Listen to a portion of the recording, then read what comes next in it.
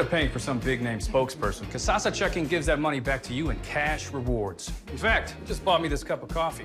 See how that works? Amazing! Free checking, cash rewards.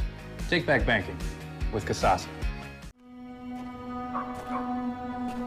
We toil.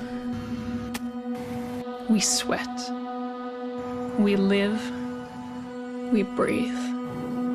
We ache and cry and laugh and bleed. We dance. We play. We love. We nourish. We yearn and wish and hope and cherish. We mend.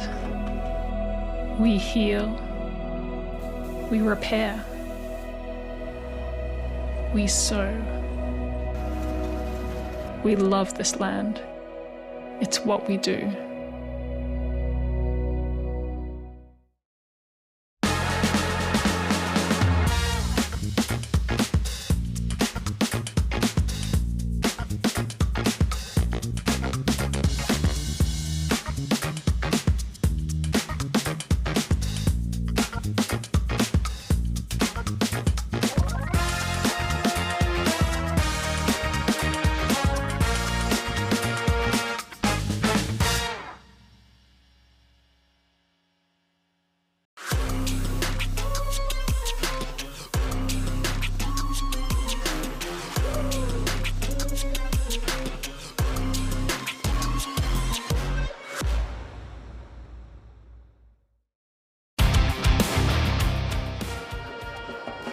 Mohawks 2023 freshman attendant Summer Halbert is the daughter of Roger and Sarah Halbert. Summer participates in volleyball, basketball, softball, and track. She's a member of the Mentorship Club. Summer shows calves as a member of the McCutcheonville Wide Awake 4-H Club. Miss Summer Halbert.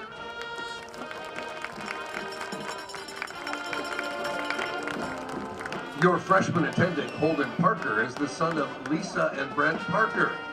Holden is involved in football, basketball, and track. He's a member of the National Junior Honor Society, Mentorship Club, and the Mohawk FFA. Holden shows beef, feeder calves, and market steers as a member of the McCutcheonville Wide Awake 4-H Club, where he also serves as treasurer. He's a member of St. Pius Catholic Church in Sycamore, Mr. Holden Parker.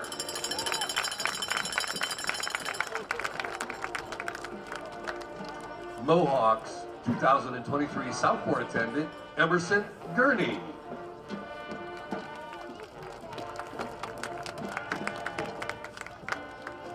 She's the daughter of Brian and Jessica Gurney. Emerson is involved in volleyball, track, and mentorship club. She's a member of the Black Swamp Volleyball Club. She shows beef cattle for the Circle EB 4-H Club.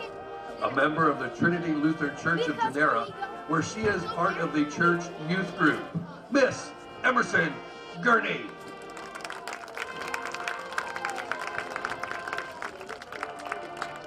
Your sophomore attendant, Braxton Frisch, is the son of Stephanie Frisch. Braxton is a member of the varsity football and wrestling teams. He's involved in the Mohawk Mentorship Club. Outside of school, Braxton fills his time with working on the family farm, hunting, and lifting. Mr. Braxton Frisch.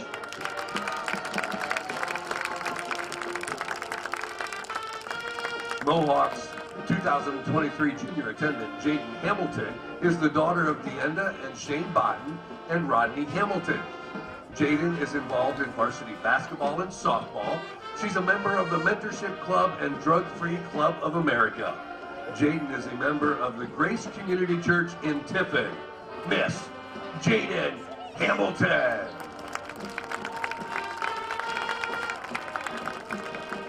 Your junior attendant, Braylon Mahalan, is the son of Shannon and Andrew Mahalan. Braylon is a member of the varsity football, baseball, and wrestling teams. He is a two-time district qualifier in wrestling. He's involved in the mentorship club. Braylon is a member of the Trinity Evangelical Church in Upper Sandusky. Mr. Braylon Mahalan.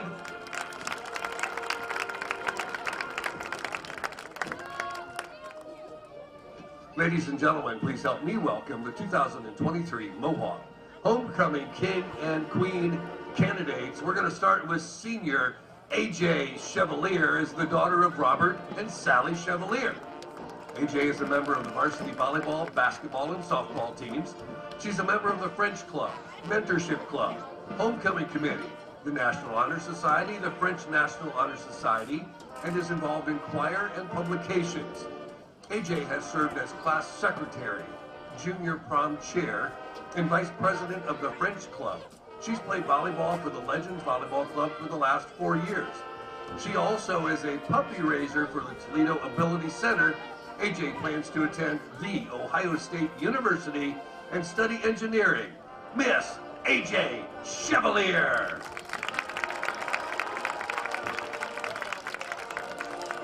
Senior Nick Goling is the son of Jeff and Nikki Goling. Nick is a member of the varsity football and baseball teams. He's a member of the Mentorship Club and is enrolled in Sentinel's Construction and Building Trades program. Nick is employed at Big Bikes in Tiffin. After high school, he plans to further his career in the construction field. Mr. Nick Goling.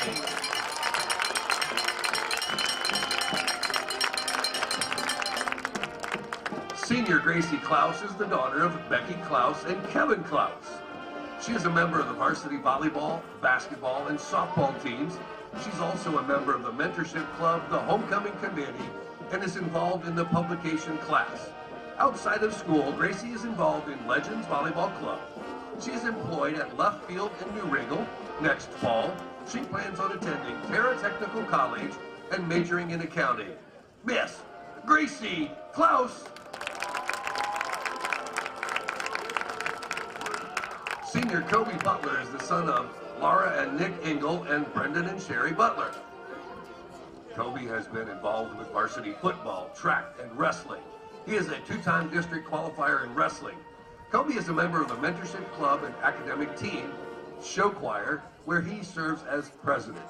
Kobe is employed at Nick's Lawn Service. After graduation, he plans to attend Michigan State and major in nuclear physics. Mr. Kobe Butler.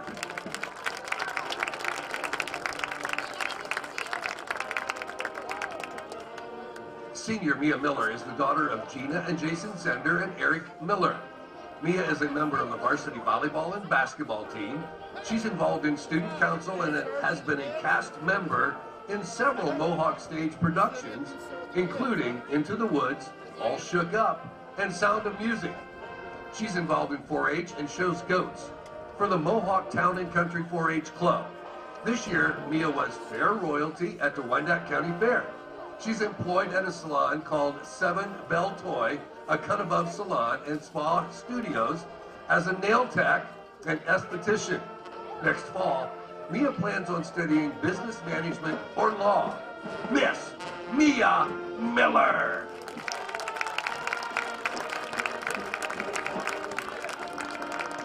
Senior Evan England is the son of Eric and Nicole England. Evan is a member of the Mentorship Club and varsity football, baseball, and wrestling teams. He is a two-time district qualifier in wrestling. Evan attends Sentinel, where he has studied both building and electrical trades. He is a member of Skills USA and has competed in regional, state, and national level since his freshman year. Evan placed 4th in the nation in teamwork both his sophomore and junior year. He is employed at Low-Faith Construction, is a member of St. Pius Church in Sycamore, Ohio. After school, he plans to continue in the field of construction, working for Low-Faith Construction and Sandy Creek Mining as a carpenter. Mr. Evan England.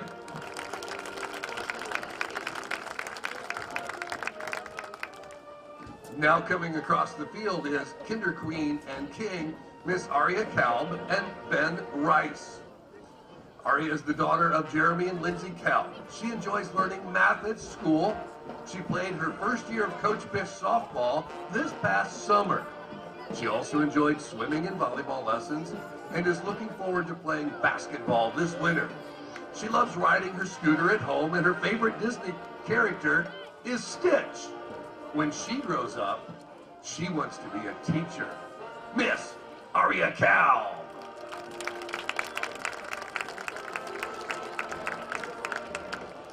Ben is the son of Brad and Ronnie Rice. Ben's favorite subject in school is math. He enjoys fishing, hiking, playing with his brothers Daniel and Sawyer, and eating. He loves watching cricket on Disney's Big City Greens. When he grows up, Ben wants to be a police officer. Mr. Ben Rice.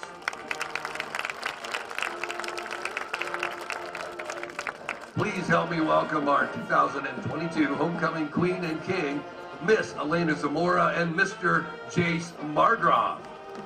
Elena Zamora is the daughter of Jesse Zamora and Ann and Jed Graham. Elena is currently studying nursing at Ohio Northern University. On campus, she works at the Hedrick Memorial Library and is involved in the National Student Nursing Association, Polar, Pediatrics, and Choir. Miss Elena Zamora. Jace Margrove is the son of Brett and Beth Margrove. He is currently studying agricultural systems management at The Ohio State University. He is also involved in the Ohio State University Crops and Soils Club, Agricultural Systems Management Club, and Saddle and Sirloin. Mr. Jace Margrove.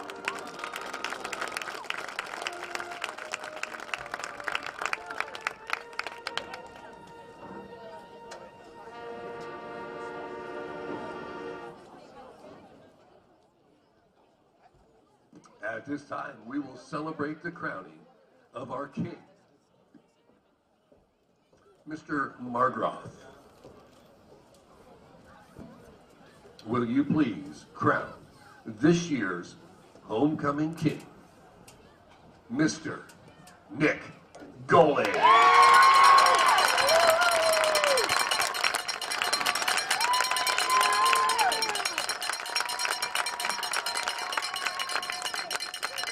Here tonight from Sycamore, Josh Stallings, Anthony Concho with you tonight on WQEL, the OH Report as And well. now we will and this celebrate is the the crowning of Burkhart our Farm Center Game of the Week here 2023 in queen. week number 8. Miss Anthony, great to be with you. Zamora. Beautiful night for high school football here in North Central Ohio. Will One of the you best please venues crown in this year's North Central, Northeast homecoming Ohio queen, here at Sycamore. The Miss fans right on the stands. It's Mia homecoming night. Miller. Mohawk fans have. Mia Miller just announced us There you go. Queen as we come onto the air. So there it is. Saw her in volleyball the other night. And Ladies she and is gentlemen, the join me in homecoming queen for congratulating our Mohawk tonight. 2023 So we are homecoming definitely royalty, live. And Mr. as you Nick said, Goling and the air is Miss a little cooler. Mia And we are ready Miller. for football. A lot on the line tonight. Two teams that are kind of backyard rivals. You're very familiar with that. So we've got all the makings of a great game tonight. Absolutely. Congratulations, Nick Golick, Mia Miller, and couldn't ask for a better environment for high school football here tonight. Let's go ahead and touch on tonight's game. Mohawk, Seneca East, a longtime rivalry dating back to the old times of the MAL, back in our day, my day for sure. I'm an old man now.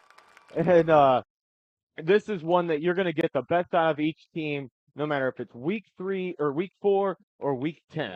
And they're going to show up tonight. Seneca East comes in with a record of 4-3, 3-1 in the conference. But Josh, they are 11th in the computer rankings in Division 6. Another loss could put them in a real tough situation. The top 16 teams make it. So a win here really keeps their chances of postseason play alive. Along with homecoming and the rivalry, there's a lot for them to play for tonight. They have a established colonel at the helm in Blake Foose. Blake, one of the top athletes in the league. He can run it. He can throw it. He's the league's second leading rusher. He's in the top 5 in passing. And if Mohawk doesn't have their game plan somewhat revolving around shadowing Blake Foose, knowing where he is, of course, at all times, it's going to be a long night here at home on homecoming. I mean, we're pretty sure that I'm sure the Mohawk coaches all week have talked about knowing where Blake Foose is at all times, keying on him, because he can hurt you with his arm and with his legs. Foose comes in averaging 113 yards per game on the ground. He's their leading rusher as second in the N10.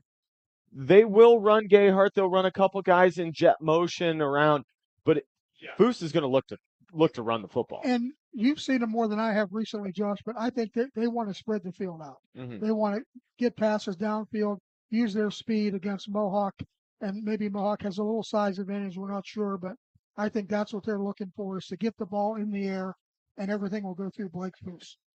For the Seneca East Tigers, as you mentioned, chance to stay 500 defensively for them. They're going to go against Ben Bogner. Ben is also another dual threat quarterback. Yep.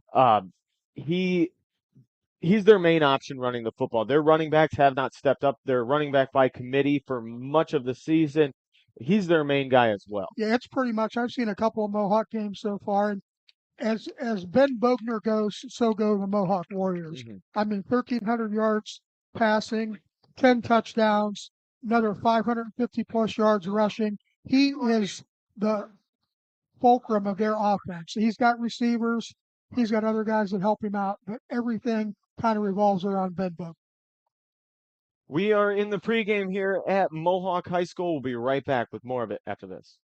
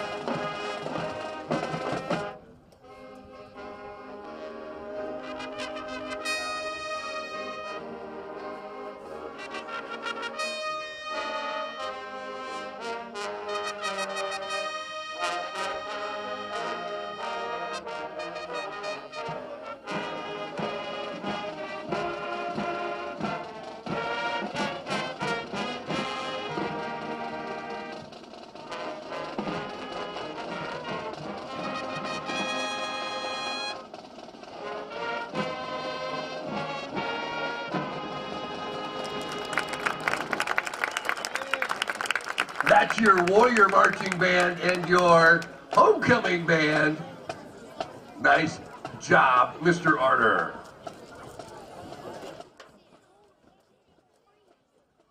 On behalf of the Mohawk Board of Education and Administration of Mohawk High School, we would like to welcome you to tonight's game between the visiting Seneca East Tigers and your own Mohawk Warriors. The Northern 10 Athletic Conference, in association with the Ohio High School Athletic Association, promotes interscholastic events and excellent sportsmanship. Sportsmanship is an essential part of any athletic competition and is expected from all students, coaches, officials, and fans. As a fan/spectator of any Northern 10 affiliated school, we want all of us to be an example of positive encouragement while supporting our athletes, coaches, and officials. Our behavior should be positive, respectful, and encouraging of all athletes, coaches, officials, and the game of the Burkhart Farm Center Game of the Week on WQEL and streaming live online worldwide on the OH Report. I'm Josh Stallings alongside Anthony Concho, getting set for the N10 rivalry matchup between the Mohawk Warriors and the Seneca East Tigers. And Anthony, just before we took a break, we were talking about Ben Bogner, dual threat quarterback, nearing almost 2,000 yards from scrimmage by himself, 1,300 passing, 500 rushing. For Seneca East defensively, what are they going to have to do to bottle him up? Because on the outside, he could go to a number of people. He's got Kane Heyman, one of the top receivers in the league. Kane's a little banged up. It's going to be who steps up tonight for Mohawk and homecoming. Yeah, you've seen Seneca East more than I have, Josh, but I would imagine Kane Heyman is someone that they have to keep an eye on. Braylon Chester also. I mean, they got some kids who can get loose and get downfield. So I'm not sure exactly how they'll deploy their defense, but as we said earlier, keep an eye on Bogner and those receivers will be a big key for Seneca East. And I think, Josh, Seneca East needs to get off to a good start, kind of establish some things, and not let Mohawk get into that kind of grinding rhythm that they can do when they're clicking on all cylinders. So in a game that's loaded with guys in the skill positions, I think this is one that's going to be one up front. Who can establish dominance in the trenches, at the line of scrimmage, get pressure on either quarterback, whether it's between the blitzes or stunts between the defensive linemen. They have got to make their presence known at the line of scrimmage. Yeah, and I've seen Mohawk a couple times, as I said, and in one of the games, you know, Wintford kind of controlled the line of scrimmage and beat them pretty handily. In the other game, they controlled the line of scrimmage and they won. So obviously, yeah, the guys up front, as usual, will dictate kind of what happens and how much yardage is gained. And the field looks great. Nice crowd coming in here to Warrior Field and outside of Sycamore. So as you said, we've got a great N10 matchup, playoff implications, bragging rights, all those things around. These are two of the better defenses in the N10. Both defenses allowing less than 250 yards per game, but it is beautiful conditions. We thought all week that it might be wet, damp, muggy, just nasty weather. And here, I mean, you couldn't beat it. A slight breeze coming from the east. You got sunny skies, calm night. You could see the offense explode. Yeah, and either of them. Exactly. And again, for, you know, second weekend, I think, of October that we're in now, Mother Nature's been pretty cooperative so far this fall, but, you know, we'll see how weeks 9, 10, and possibly 11 play out. Kickoff coming up on WQEL and the OH Report right after this. Sorry, I wouldn't know what I was going to say. You're all right. Just this and the bump.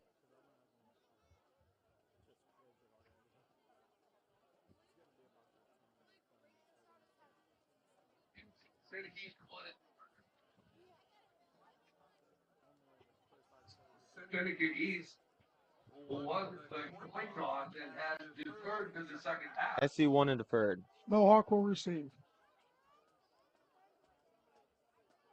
Okay. 40.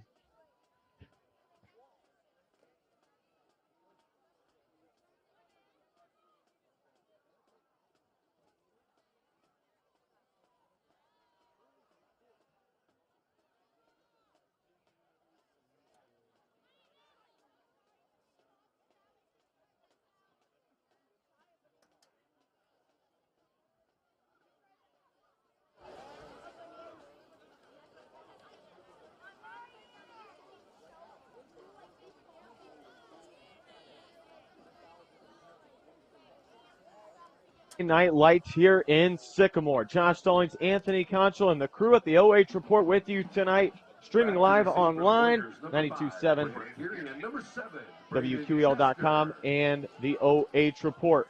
Seneca East won the toss. They deferred to the second half, so Mohawk will head left to right on your radio dial. Back deep is number 7, Braden Chester, and it's going to go to the up man. At the 35-yard line, he'll scamper up the near side, his own sideline, and Mohawk's going to have great starting field position here to start this Week 8 matchup. Like Mason Shimp, I believe you're right. number 10. So they're going to have really good field position here. Once they mark the ball, it's going to be right around the midfield line. Well, no. I wish the officials would decide when to put the ball down. Must have stepped out a little earlier. Yeah. They're going to mark it at the 43. Okay, 1st and 10 at the 43. Mohawk moving. Junior quarterback Ben Bogner, 6 feet tall. Mohawk in their home blacks, all blacks, head to toe. Bogner in the gun, Seneca East, white tops, black pants. Here we go. Seneca East in a 4-3. Shotgun snap goes to Bogner right off the bat. He's going to run it, flag flies, and he's got a 2-yard pickup, but that's right in the area of a hold. And we haven't seen a lot of flags this year, Anthony, but... Well, some of the games I've been to, we have, but yeah. They're going to call one on the first play of the game. Bogner trying to get an ear in on the conversation, figure out what it is. It's like illegal shift, maybe. Mohawk led by Mr. Eric Daniel. Seneca East, Ed Phillips at the helm of that program. So a 10-yard penalty for holding. They'll bring up first and 20. Mohawk, we talked about the turnovers a little bit. Ben has a tendency. He's got 3 touchdowns, 5 interceptions on the year. They got to take care of the football. They got to be disciplined. Absolutely. And shooting themselves in the foot with a holding on first down and a run inside the tackle box is not good. So here we go on 1st and 20. As you said, a 4-3 look by Seneca East, and they've kind of got 3 guys deep, so they're kind of trying to cover the whole field, I think, as far as not overloading the one side or stacking the box too much. Officials still trying to figure this thing out. First play from scrimmage, and give each team a 4th timeout here in the first half. Clock stopped, 11:52. Bogner's going to set him up. He'll send Tripp to the left side. Ball on the near side hash. Lone guy to the right. Bogner with a back on his left hip in the gun. Again, Seneca East doesn't show blitz. He's going to throw. Flat pass, left side. In the flats, it is Kane Heyman. Or no, excuse me, that is Brant Kirian. So Bogner completes his first pass, but it's a very short gain, if any, over there to Kirian. Ball's at the 35-yard line. 2nd and 18, so a gain of about 2 yards. That's just a throw to get your quarterback comfortable. Yeah, and kind of loosen the defense up, let them know, hey, we can throw the ball around. Doubles this time on 2nd and long. They'll motion the guy to trips. Empty backfield for Bogner. Claps for it, has it. Nice pocket setting up. He steps up into it, completes his pass near side. Little shimmy shake at the 36. But a nice open field tackle made by Seneca East. That's 44. And we don't have a 44. 44 on attack. I wish that we could keep an updated roster. Well, things happen over the course of the year. Mohawk will sub in Braden Mulholland. He's a little bit of a bigger back. He's a big back blocker, can catch the ball out of the backfield as well. They'll go tight end in the slot right, 2 receivers to the wide side left, 3rd and long. Bogner again. In the gun, underneath, shovel pass, looking for an opening, and there's nothing there. Left side collapses. Great play made by number 5, Justin Ryder. Ryder on the tackle. Ryder, one of the bigger names on the defensive side for the Seneca East Tigers. And Ryder stays home, makes a big play there, and it'll be 4th and long. So that first down penalty really shuts them down. It's kind of jet sweep or something with Chester. It just didn't develop, and Seneca East just shut it down right off the bat. 4th and 18. What do you call here? Punt. Dropping back to let it fly is number 7, Braden Chester, the senior. Seneca East will send 2 guys back. Chester handles it. Let's go of a nice punt. 45 or 35. It skips, fielded at the 29. Nice coverage downfield by the Mohawk Warriors. Great coverage. It was Nick Parks on the return. Parks had nowhere to go, and it'll be 1st and 10 at the 31. So after Mohawk goes penalty, then 3 and out, Seneca East will take over 1st and 10, led by the senior Blake Foose. Yeah, not a Foose, no stranger to big games. No, and not a great start by Mohawk. So you hope for their sake, they get settled down on defense, because that was kind of an inauspicious first drive there. Things just didn't go their way. 44 in the backfield for Seneca East. We're going to have to get a number on that. Seneca East will shift numbers around. They'll position guys throughout the season. Foose going to fake the handoff. He's going to run it 1st and 10. Foose trying to shake the defender in the backfield. Able to get across the line of scrimmage and actually pick up about 4. Slow developing play, but Foose does a nice job reading those blockers. Very familiar with what his guys up front can do. And Seneca East has a little bit of a size advantage on Mohawk. Yeah, and Foose is tall. He leaned forward, got an extra yard or 2 there. Just good athletic ability on Foose. It'll be 2nd and a long 5. Foose in the gun at the 31. Going to throw it right side. Jailbreak screen complete. Up and over the first down marker. And at the 45-yard line is Taylor Young. And that's just a great play design. That's a play that Seneca East has run for 2 decades at least. Just that little jailbreak, quick bubble screen over there. Pitch and catch. And another one of those throws that just get that quarterback comfortable early. 11 yards, first down, and Seneca East is moving the ball pretty well. Tigers are going to pack it in tight. 2 receivers, 1 to the right, 1 to the left. Now they'll shift Ryder and another tight end. That's 22, Luke Hicks. They're going to run it that way. Not a lot of space. Great flow by the Mohawk Warriors, getting a lot of hats to the football. And it's hard to see the numbers on these bunched up white jerseys. It was Gayhart, I believe. So Gayhart getting his first carry.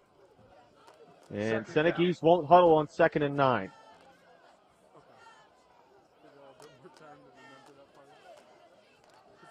Clock moving here in the first quarter. We're at 8:10. First possession for the Tigers.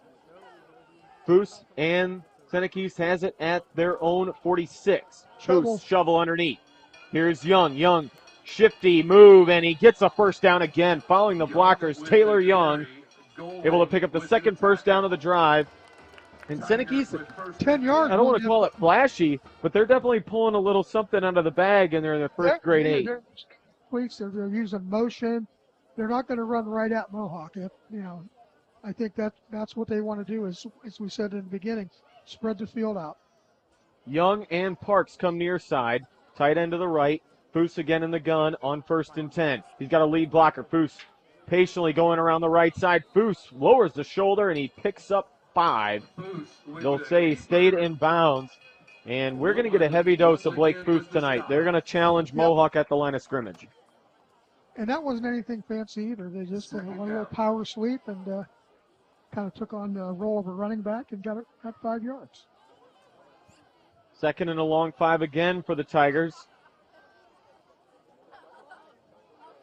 Send 2 to the left side, tight end right. Foose has it, fakes the handoff. Bubble screen near side, and it's deflected and intended for Young. And a ball that probably should have been caught, but I think he might have been hearing footsteps. He took a nice shot after the play. As we see on the replay, courtesy of the OH report, they ran another jail screen. And coming downhill to make that play, just getting the area, was Braxton Jenkins for Mohawk. You got to like the way Seneca East is mixing things up. Again, Young and Parks left side. Foose in the gun at the 44. Now he's going to check it. Looks to the sideline to Coach Ed Phillips. Timeout. No, not a timeout. It was a signal. It looked like the coach was calling timeout. I thought so too. He was moving his hands. Foose again, straight quarterback ISO up the middle. And Foose is going to pick up the first down. Nice hole created by those front 3. And that's just old school power football. Block the guy in front of you, drive him backwards. Another first down for Seneca East. 6 more yards, and we've got 16 yards on 3 carries for Foose on this drive. And as we said, everything goes through him. And whether it's throwing screens, quarterback keeper, he kind of directs traffic. And so far, they're moving the ball well. Split receivers, 1 right, 1 to the left on 1st and 10. Parks will motion left to right. Shuffles across the line of scrimmage. Foose has the snap. Foose going to run it again. Parks lead blocking around that right side. And once again, Foose with a big chunk on first down. That's 7 yards.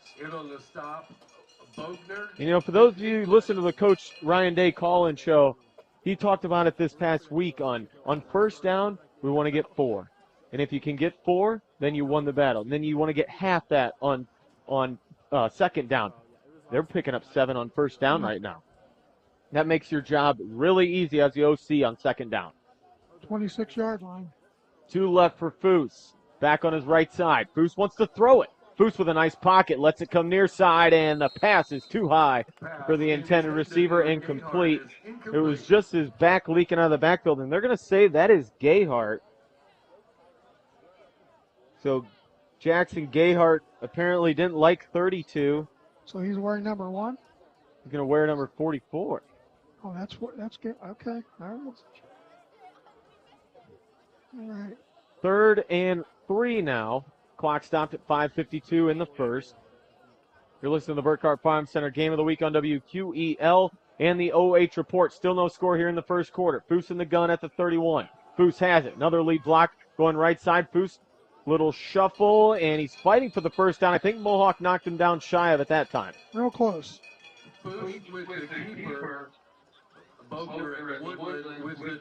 Looks like Ben Bogner and Woodland got in on the stop for the Warriors. The lead chain guy, he's moving a stick, so apparently he's just shy of the yard line. We can see that on the OH report replay. So officials not messing around; they're giving it to him on the road.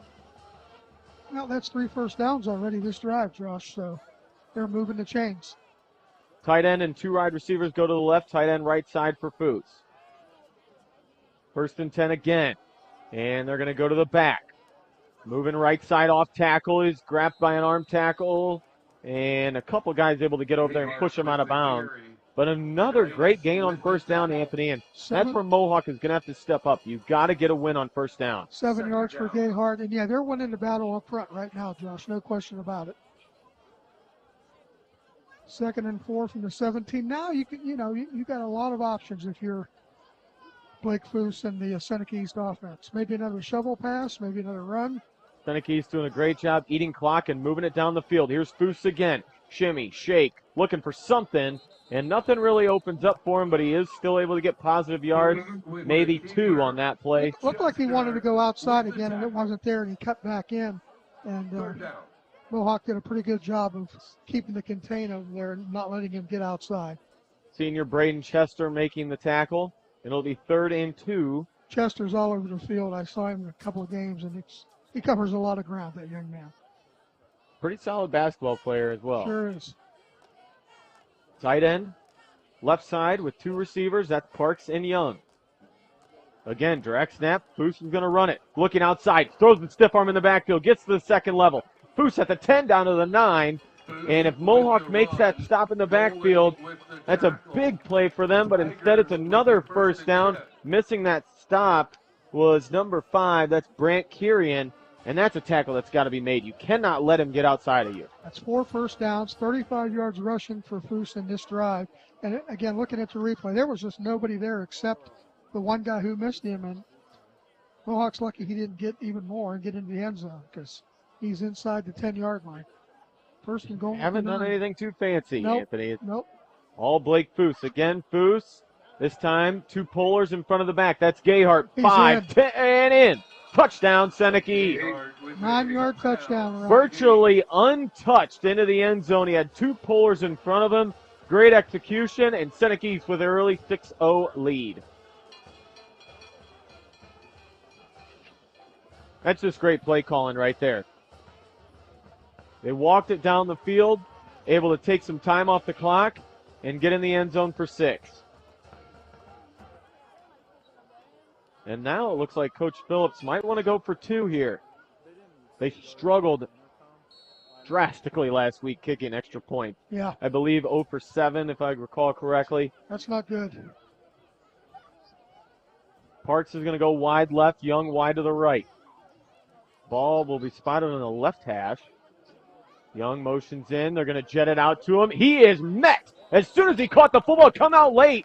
No fun. They're going to call it incomplete. Great play on the 2-point conversion by Kirian. Stepped up there and met him at the line of scrimmage, knocked it loose, and it'll remain 6-0. 3:36 to go in the 1st quarter. Mohawk will have it back right after this.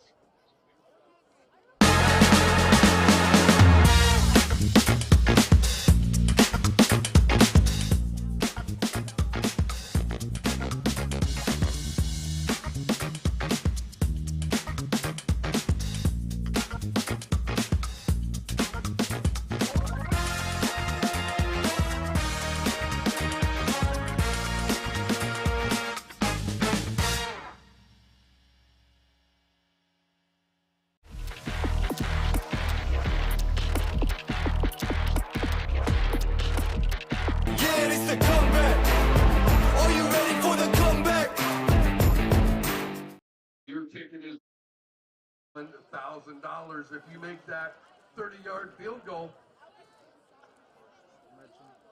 Thank you for your support of Mohawk student athletes. Back for the Warriors, number 5, Kirian, number 7, Chester, kicking off. We're back on WQEL 92.7 FM, WQEL.com, and the OH Report. Blake Foose going to tee it up, send it downfield. It'll bounce at the 28. Oh, they can handle it in the back. It picked up at the 15-yard line. Gets an opening. Chester, swim moves. Chester still fighting across the 30, and Chester turning nothing into something. Chester with the return. Nice return by Chester there on a short kickoff. Mohawk will have pretty decent field position at about their And this is where they 33. maybe not get points on the board here, Anthony, but at least get a sustainable drive and win the field position battle. 33-yard line. So, yeah, you just want to get something going after that first drive kind of fizzled out. Get some positive yardage and hopefully, lean on Bogner and the other veterans on that offense to kind of get the ball moving here. Because obviously Seneca East is going to score. You're going to have to keep up with them. Tight end and a wing right. Ben Bogner with the snap. Bogner's going to keep it. ISO for the quarterback. And not a lot. It's about Maybe 3. 3. Parks in there. A couple other guys for the front 7 of Seneca East. Gayhart in on the stop as well. Look, you said get 4 yards on first down. You get 3, that's still not bad. It's better than negative yardage or a penalty. So for Mohawk, at least it's some positive yardage. Woodland will split wide to the left. They'll bunch 3 to the right side for Bogner on 2nd and 7. Now they're going to motion Moggy left side to doubles. Bogner claps for it. A little late on the snap, but Bogner wants to deal it. Deep downfield, he's got a man one-on-one. Incomplete. Needed a little bit more yardage in under that one, but good coverage by Seneca East. He was step for step. Ball was intended for Brant Kirian. Well, Bogner almost trying to throw him open there, but good coverage by the safety. and we talk a lot about Blake Foose, and we should, but Bogner's got a pretty strong arm as well. Well, and you know, he had a lot of experience as a sophomore last year. Junior, they knew that he was their guy coming in. 2 left side on 3rd and 7. Bogner's going to roll to his left. Has time. Bogner steps up. Now pressure from the backside. Reverses. Comes near to the right. Great Bogner coverage. keeping it alive. Lets it go and just couldn't get enough on it. Josh, we got the receivers right in front of us. I mean, they were covered. He was working his way back. He wanted Nick Golig, but Bogner and Golig just couldn't get it, make the connection. Golig couldn't work back in time. Bogner couldn't get enough on it on the run. And now it's going to be 4th and 7. We'll see what Coach Daniel wants to do here.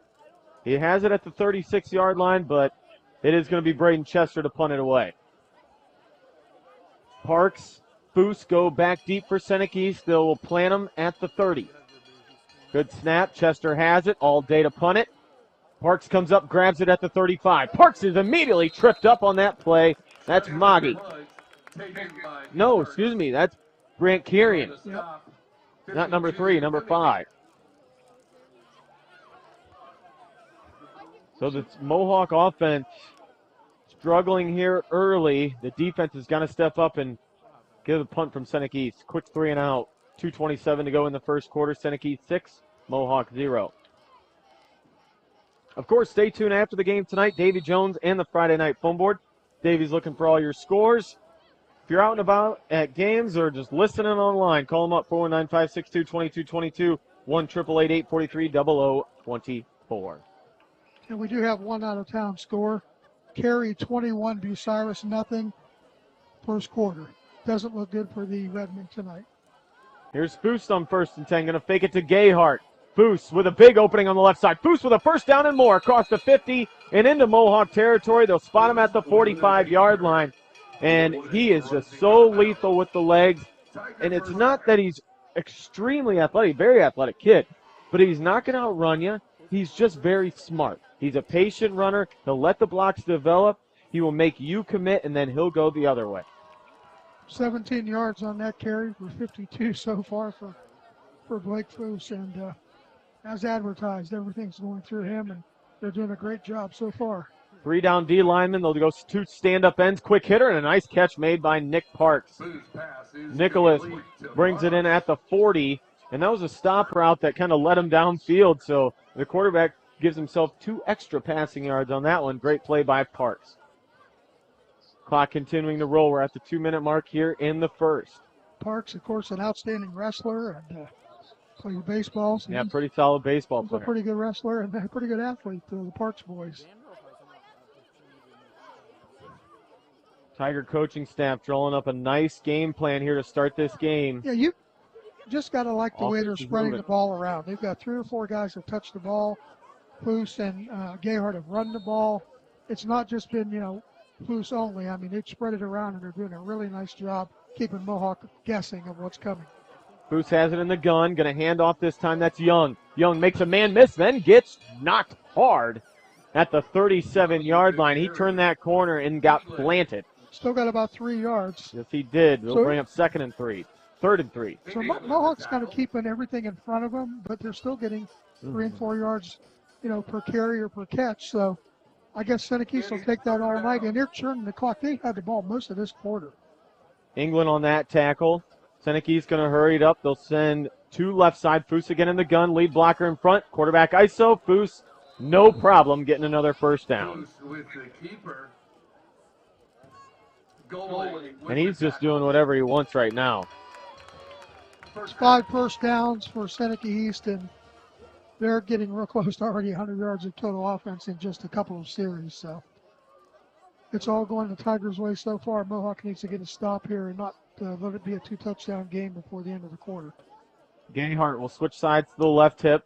Foose gives it to him. Another ISO play, this time with Gayhart, though. He gets to the 30, and another gain of 4. Straight ahead. Inside a minute on first down. Smash mouth that time. You mix that up with the spread stuff, and that makes a pretty potent offense. Tigers are challenging him here. Seneca East, as we said, is a 4-3 team. There's a couple of games there that they were in right down to the wire. Mm-hmm. This could be a 5 or 6 win team. I think they're probably better than what a lot of people think just looking at the records. 2nd and 7. Foose again, and he's going to run it from the gun. Another with an opening. Foose to the second level, running through arm tackles, dragging a defender at the 15, and Foose all the way down. They'll spot him at the 10. That's just pure toughness, physicality out of your senior quarterback. 20 more yards, another first down. Seneca East having their way with Mohawk so far tonight. And that's going to be the final play of the first quarter here in Sycamore. After 1, it's the Tigers 6 and the Warriors 0. We'll be back on WQEL and the OH Report.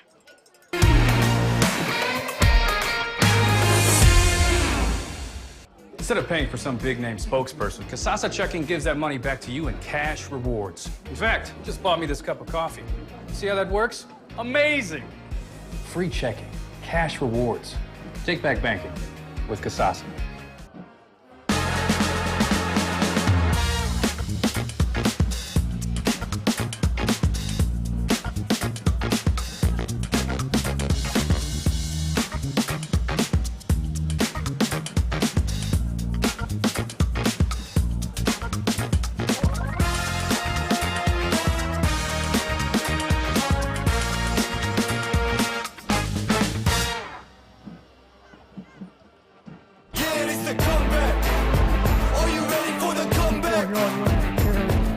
Steen, 35-yard run per carry. He's got 100 yards on 2 carries. Back on WQEL 92.7 FM and streaming live online on the OH Report. It's week number 8 of the Burkhart Farm Center Game of the Week. Start of the second quarter, Seneca East 6, Mohawk 0, and the Tigers are driving again, Anthony. The only thing's changed is they flip-flopped sides of the field. Starting to get dark, but Seneca East is marching on. The heavy package in for Seneca East. One receiver goes wide to the left, 2 tight ends and a hard count, and they're going to get a false start. Left guard, I think, looked it up just a tad early. So the Tigers trying to pick up a free 5 on Mohawk, and instead they'll back themselves up. It'll be 1st and 15. Well, 1st and goal from the 15. As you said, like double tight ends, I mean, they're stacked in there. Toss play underneath. Young looking for something. Nothing there. Great play. Ooh, a little extracurriculars after the play. Official's going to let it go. And that's what football's about. There's no reason to throw a flag on that. Who carried the ball? Let them play the game. You got some kids out there on the gridiron that match up one-on-one on the mats. Let's see them battle it out. Friday Night Light. I got no problem with that at all, as long as they don't throw any punches or folding chairs or anything like that. Park's going to go wide left. Young to the right side. Foose again in the gun. He's got Gayhart on his hip. He's got a lead blocker moving left side. Shimmies. Nothing there. Shut down in the backfield. Chester. Braden Chester knifing through, and they'll knock him down for a loss. Brings up a 3rd down. It's the only negative yardage other than penalties for Seneca East, but now they're faced with 3rd and about 14. 3rd and goal from the 14. This is a huge play. Every 3rd down is always big, but Mohawk needs a little bit of a lift here. It's a big 3rd down. Got single coverage down here on the one receiver. Going to match him up man-to-man. Foose wants to go. Lob play far side, and I think it's intercepted over there. It is picked off by the Mohawk Warriors, and a touchback. Exactly what the doctor ordered for the Mohawk Warriors. They get the turnover and the stop. Brant Kirian. He missed that tackle on Foose earlier. Makes up for it right there. Boy, that way to stop a drive, intercepted in the end zone. Kirian in one-on-one coverage out there on an island all by his lonesome. Got his head turned around just in time to make the play, and Mohawk will have it 1st and 10 from the 20. See what Coach Daniel and Bogner can draw up here. They got to get back in. They need a sustainable drive here, Anthony. Down 10:38 in the second quarter, but nothing going so far offensively. Splitting near side is Nick Golig. Motion man right to left. Bogner claps for it, has it. He's going to speed it left side. Bogner lowers the shoulder over the 20, down at the 22, but we got a flag coming in. That's probably in the area of a hold, blocking the back. Yep, shoving the back. Not what Mohawk needs. Especially on first down. Yeah. You got to stay disciplined.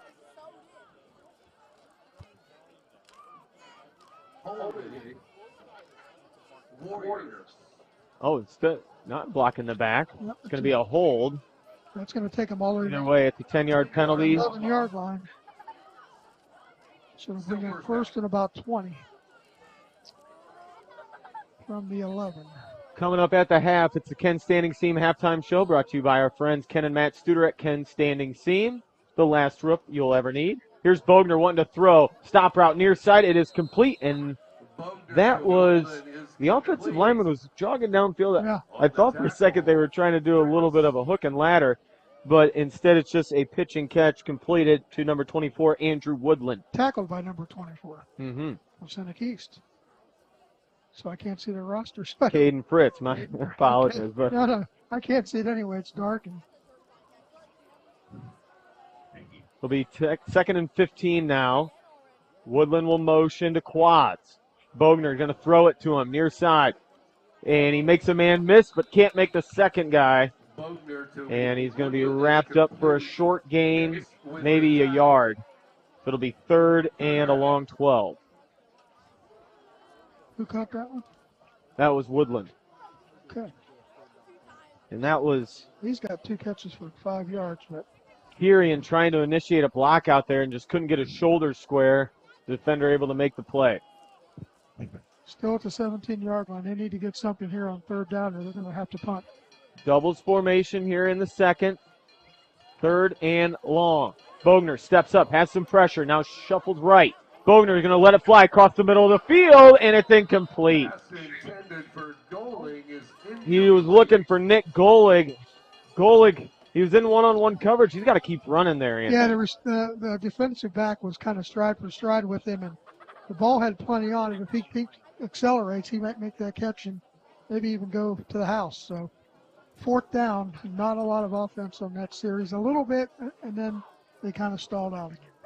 Bogner doing a nice job to keep that play alive, but Again, that holding penalty, and Yep. just can't seem to get their offense firing tonight. so now Chester is going to be forced to punt from his own 2. Snap is good. Oh, it's blocked. Chester picks it up at the 2-yard line, but Number 22 with the block. Seneca East is going to have phenomenal field position as Luke Hicks comes through the line, gets right in the face of Braden Chester, and ate that punt. Almost scooped it up, but Chester able to come. Nobody went out to block him. Nope. Replay courtesy of the OH report. He cut Nobody got there, but Chester's got to be a little bit quicker to get that thing off. Ball to 3-yard line. You can't be lackadaisical when you're punting from your own goal line. And you got to have some protection. Nobody steps up, and now Seneca East with more great field position, 1st and goal from the 3, leading 6-0. 8:55 to go in the second quarter. Foose at the gun. He's got Gayhart on his right hip. Goes to Gayhart. Gayhart spins. Gayhart fighting. He is going to be hit, and the pile's still moving. Yeah. but he's knocked down at the 2, He's so a gain of a yard. He's a big, strong running back. He doesn't go down easily. Give him maybe a yard. Clock winding, 8:39 in the second. Second and goal for Seneca East. They're not going to get fancy.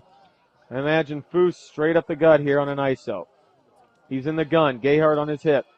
2 to the right. There's the ISO with Foose. Gayhart lead blocking, but Mohawk met him. But Foose with the second effort punches it into the end zone for the touchdown.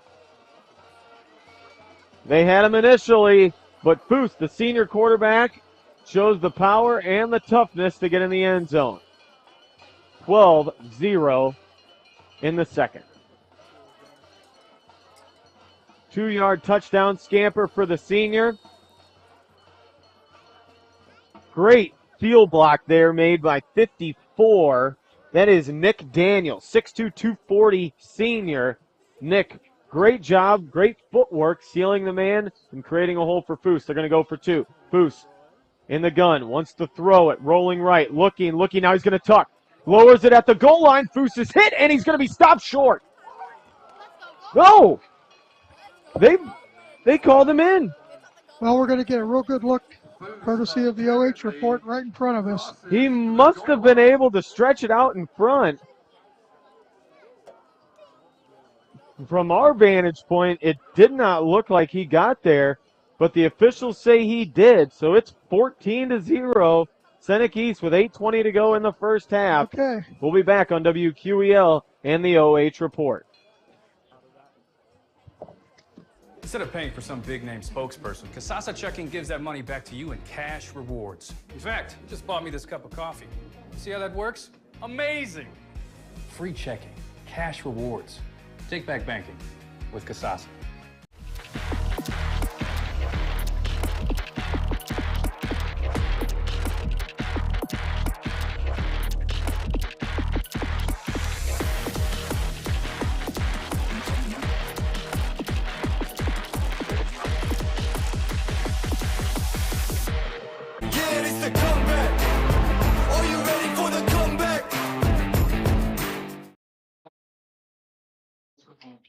By the concession stand, great food, okay, great drinks.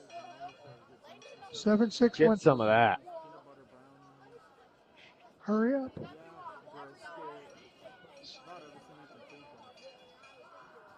Foose will kick it off. Chester on the return. Gets a nice opening. Chester making a couple guys miss. He's still alive at the 40. Chester spinning his way off an arm tackle. Chester at the 50. Chester driving his way to Seneca East territory at the 47-yard line. Senior, come get the smoke, my man. Chester, It's about a 44-yard kickoff return. with his hair on fire, scooped it up. He would not be denied on that one, breaking a couple arm tackles. That might be the spark the Mohawk Warriors needed, trailing 2 touchdowns here in the second quarter. And we got a Winford score, I believe. 7-6. The Royals on top of the Colonel Crawford Eagles. That is shocking, but it's still early, so keep our eyes out for that, and we'll pass that score along. Hey, if there's one thing Winford is, they are physical this year. Yes, they are. And they are better than a lot of people thought they would be. All right, 1st and 10 at the 48 for Mohawk. Best starting field position for the Warriors. Here's Bogner in the gun, going to hand off. The back driving right side, that is 20, Braxton Frisch. Not a lot of space there for Frisch, maybe got a foot. Maybe. Justin Ryder on the stop. Couple other black hats in there for Seneca East. I'm going to give him a yard just because it's easier to stat a game when you put whole yards. They don't do half yards. The box scores don't add up to They it. don't pay you enough. No, they don't. Box score doesn't. Doubles formation here on 2nd and along 9. They'll motion the back out left side. Bogner fakes the throw, gonna run it. Bogner with a lead blocker in front. Bogner at the 40, fighting for the 35, Still spinning, going. still going. Bogner at the 30. Once again, arm tackles not getting it done for Seneca East. Ben Bogner with a first down. He gets to the 30-yard line of Seneca East. 19-yard gain, obviously the best play of the game so far for Mohawk, and 1-2. Started off with good field position, and now they're down to the Seneca East 30. Bogner digging deep, running through the arm tackle of Caden Fritz. Yeah, he ran through a Not couple of just guys. Fritz, couple guys on that play. Great effort. Trips to the right side. Bogner in the gun. He swaps the back to his right hip. Bogner wants to throw. He's going to go across the middle. Slant route is complete. That is, I believe, Chester. It is. Braden Chester, the senior, gets it inside the 25 to the About 23. 7 yards on that one, Josh. And they're mixing up a little bit now, too. And, you know, Mohawk, they've got a lot of pride out here in this program. They're not going to lay down. It's their homecoming. Their record isn't great, but they're going to fight you to the end. These two teams know when this game is every year. It's a rivalry game. Bogner again, this time straight up the gut on the ISO. Bogner with the first down inside the 20. And for the first time tonight, the Warriors have it inside the red zone of the Seneca East Tigers. 6:20 to go in the first half. 2 first downs on this drive, and showing some real signs of life here for the Mohawk Warriors, for the home crowd. They're going to hustle up. Trips left side. They're going to throw it.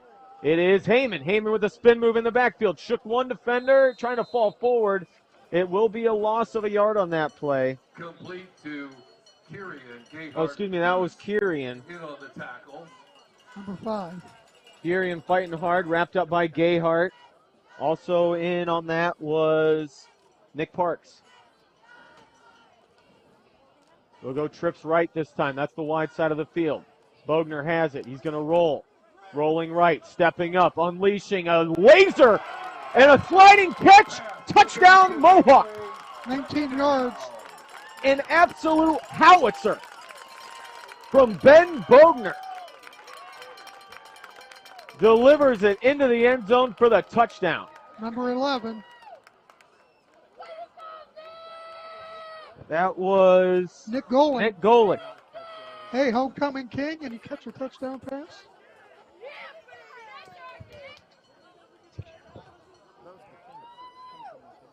So a touchdown for Mohawk keeps them in this ball game, 14-6. And I apologize, Kane Heyman is totally out tonight. I know he broke his wrist. I thought he was still going to try and play a little bit, but no, Kane is out. Extra point attempt, Chester the hold. Kick is up, and the kick for Brant Kirian is good. 14-7 with 5:37 to go here in the first half. Week number 8 of N10 play. We'll be right back. Take a look at all the action from Friday Night Football right here in North Central Ohio with great analysis, highlights, coach interviews, and so much more every single Friday night right here on the OH Report.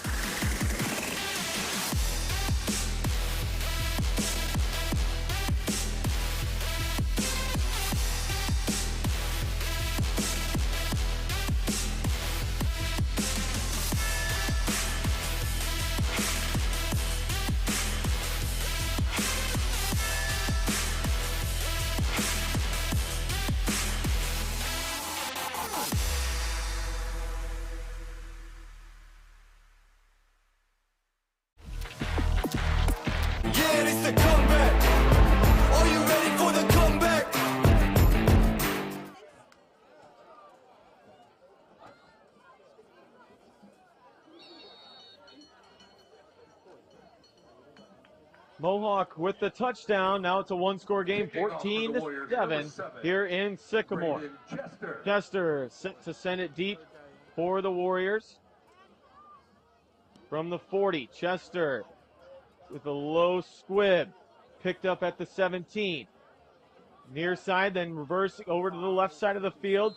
Trying to get north and south was 41. That's Ethan Schultz. Schultz, pretty good return there. Gets it up to the 35-yard line. Well, we ran a long way. But. Yeah. Oh, we said it right before the touchdown. Mohawk's not going to give up. They had a nice little slant pass to Goling. And, get crowned homecoming king, and then you catch a touchdown pass. That's a pretty good Friday night. The throw by Ben Bogner, a frozen rope. It was. Put your foot in the ground and deliver. 1st and 10 now for Seneca East, 5:29 to go first half. Booth's going to split them out. 2 to the right, tight end and a wing left. See what Seneca East can do to get some momentum back. And, Fakes a toss. Ethan England virtually unblocked. The timing on that play was just, there was nothing. Taylor Young on the carry. That little fake toss over the head didn't do Seneca East any favors. Loss of 5. 5. Okay. 2nd and 15, England. Big stop on first down. See if Foose tries to get it in space here. They're going to motion a man out. Foose going to throw, and he delivers it low to Young. And I don't know if he meant to skip that to him or not, but he went about 15 yards, and then Young caught it on a bounce. Not sure if he plays baseball, but that's kind of a third baseman, shortstop kind of play. Foose does play baseball. Pretty solid center field. Yeah, well, getting ready for baseball season by digging one out of the grass, right? Beautiful night, nice crowd on hand. Absolutely. Good weather, homecoming. Where would you rather be than right here, right now, buddy? Can't think of it. Nope. Foose at the 25. Wants to throw with 4:48. Foose comes near side into the flats. Great tackle in the open field. That was Kirian to shut it down. He completed it to Young. Kirian coming downhill, wiping pins, nowhere to go. Yards after catch, nothing there. Great textbook tackle, down around the ankles, just the way they teach you. I like seeing that rather than kids just trying to get a big hit. He actually made a good, solid tackle. That's a reflection of coaching and good fundamentals. 4:12 in the first half. Justin Ryder going to split wide side. They go trips to the left on 4th and long. But Foose going to drop back. Pooch punt. Quick snap. Oh, he got barely any of that football. And it's going to just get into Mohawk territory, and they'll spot it at the 47. About a 20-yard punt from Foose. So once again, that's a little bit of a problem with that play design. Seneca East has done that for a few years with Foose. Just drop him back about 8 to 9 yards. Quick snap, quick catch and kick. But, you know, when you're rushed. And with just under 4 minutes on the clock, you've now given Mohawk really good field position at their own 47-yard line. And they got the momentum, exactly Anthony. What you didn't want to do. You had a punt there. You want to pin him down and hold him and take that lead into halftime. Now you're giving Mohawk a chance to come back and, as you say, swing the big Mo in their favor. Bogner back on the field, leading the offense. He's got a wing, left side, receiver on either side. Bogner going to carry it, hurdles a man at the line of scrimmage, and a first down. 13 yards on first down for Ben Bogner. Great hole, hurdled a man at the line of scrimmage. And that's that big Mo. And that's what Bogner can do. He read it. He went right up the gut as we're watching on our OH Report replay. And I tell you, he had about 6 yards, 7 yards before anybody even got a hand on him. So good blocking up front by the line of Mohawk. Bogner again on the gun. He's got Woodland left side. Bogner again, straight up the gut on the quarterback keep. Well, gets it inside the 40 to the 38. The left side of Mohawk might have moved a tad early, but they didn't call it. So just maybe lean forward a bit. Mohawk trying to send this thing to the break. Knotted at 14. For another 2 yards there. 3 to the right side. That's the wide side of the field. Mohawk going right to left on your radio dial.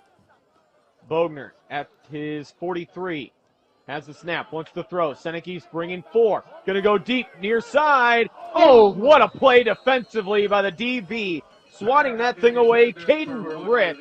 And when you're one-on-one out there on an island. 24 on 24 again, and that was a great battle. Mano, Fritzy with his hand in the air, swatted it away. That is textbook. What a play by Caden got his outside hand up just at the right time, as you said, and a really good play there to knock that down.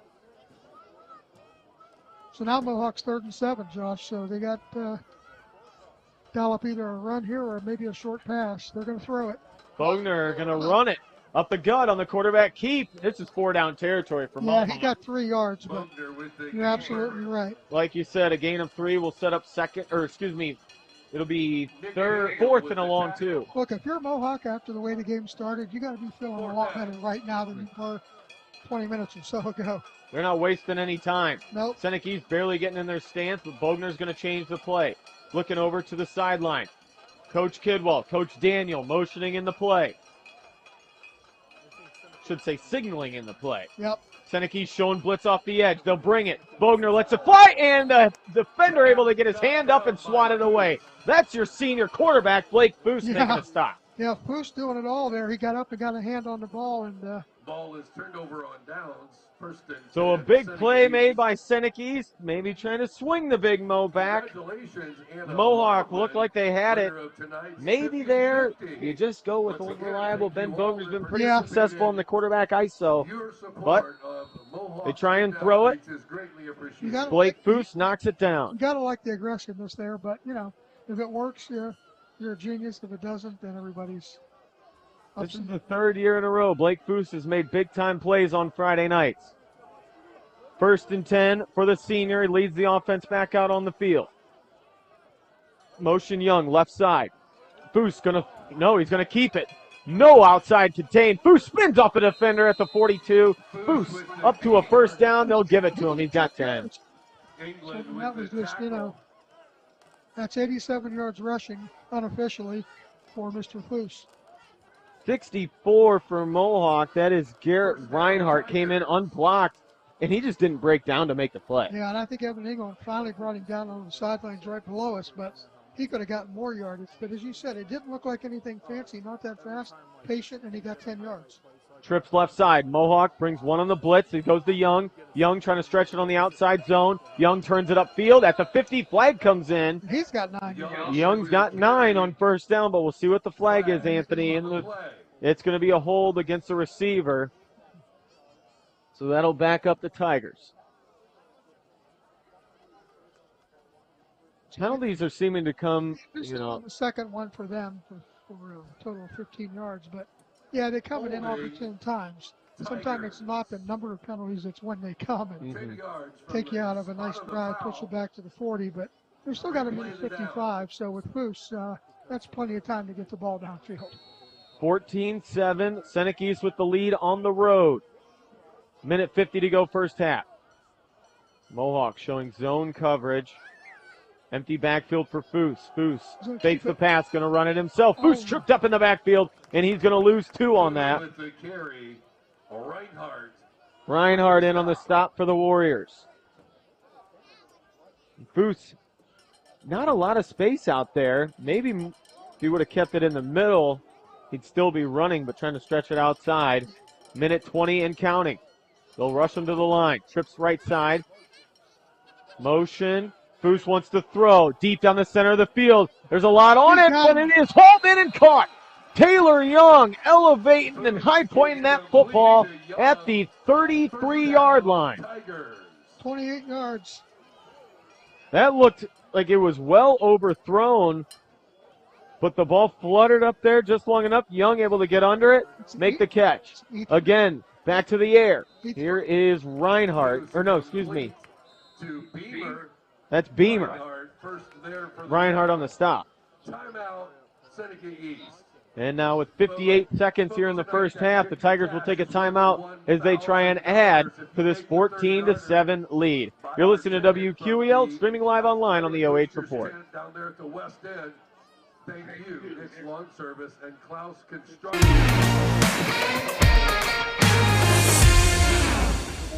Instead of paying for some big-name spokesperson, Casasa Checking gives that money back to you in cash rewards. In fact, just bought me this cup of coffee.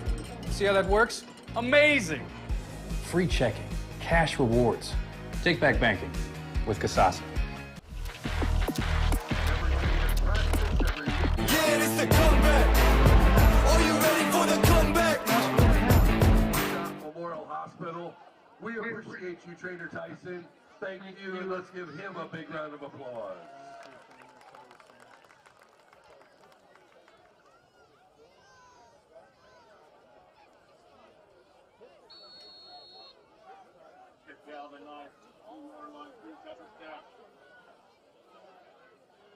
Back on WQEL and the OH Report. 2nd and 9. It's going to be Young trying to stretch it on the left side. And he's able to get about 4. So it'll be 3rd and 5, Anthony. With 40 seconds and counting here in the first half. Seneca East, they're not going to take a timeout. They're going to hurry to the line. Back to Foose. Foose started up the middle. Bounce left side.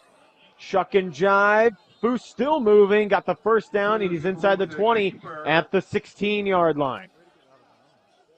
So the Tigers hurry it up. Mohawk not even getting set there. 12 more yards for Foose. 98 on the half. 8 first downs for Seneca East. And real quick, first half score, Colonel Crawford 20 to 19. Leading Ball game over there. Yes, absolutely. 1st and 10. Seneca East trying to get in the end zone with 28 seconds left in the half. Trips to the right side. Foose straight up the gut. Foose looking for a block. Didn't get a lot. Goes down at the 15-yard line. Tackled by Reinhardt. Hit the guy in front of you and get as much as you can. Gayhart lead blocking on that play. And Gayhart went outside to hit the outside linebacker. That guy wasn't going to make the play. Lead it up the middle. Foose 15 carries for 100 yards and about 50 yards passing for Seneca East. So a pretty good offensive half with 23 seconds to go. Timeout on the field, but we'll go ahead and keep it right here. If you miss a game or coach's show, check out the podcast page at WQEL.com for past coaches' shows, high school football games, and, of course, the Friday night phone board. And as always, helmet stickers handed out each week on Thursday with myself, the crew from Mizik Miller, Primal Insurance, as we name the top performers from the gridiron. Check out the high school football final show on the Facebook pages of Mizik Miller, Primal Insurance, WQEL, Raw Supply, and First Federal Community Bank. Here's Seneca East, 2nd and 8, 23 seconds on the clock. Quick hitter left side, and it's behind the intended receiver, looking for Ethan Schultz, and way behind him. Yeah, that one wasn't well executed like some of the passes tonight. They kind of miscommunicated on that one. Bruce was throwing a stop. Schultz ran a slant. Down to 20 seconds. 3rd and 8. Seneca East will make a few substitutions. Of course, stay tuned. Coming up at the half, it's the Ken Standings Team halftime show brought to you by Ken and Matt Studer at Ken Standings Team. First half stats and analysis. Here's Foose in the gun at the 20. He's got it back on his hip. Motion man comes to the tackle, then jouts out. And wide open in the back corner, but Young slipped, and Foose's pass is incomplete. Young was breaking open on the flag. Even if he doesn't slip, I'm not sure he catches that because it was, well, it would have been close. Both Seneca East receivers ran into each other and fell down. Nick Parks. There was kind of a little bit of a cluster down there in the end zone. And so now it's 4th and 8. This is big right here. 15 seconds in the first half. You're Mohawk. You have to get a stop. Justin Ryder. Taylor Young come near side. Gayhart inside of them, right off the tackle. Back in the backfield is Park. And now a timeout going to be taken by Seneca East. Timeout, Seneca East. So when we come back, it'll be 4th and 8 as the Tigers going in at the 15-yard line. We'll be right back on WQEL and the OH Report. Instead of paying for some big-name spokesperson, Kasasa Checking gives that money back to you in cash rewards. In fact, you just bought me this cup of coffee. See how that works? Amazing! Free checking, cash rewards. Take back banking with Kasasa.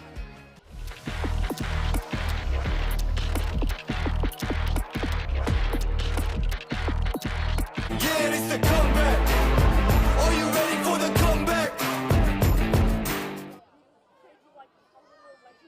I'm Josh Stallings alongside Anthony Conchel tonight here in Sycamore, Ohio. One of the greatest high school fields to watch a game. Fans surrounding the field. No track here. That's what makes it great. Yeah, you get that old school feel. It's absolutely one of my favorite venues. Out of the timeout, 4th and 8. Seneca East running a man on late. That's Beamer, comes near side to the right. Now the motion to quads. Foose looking to throw. Foose across the middle, and it's incomplete.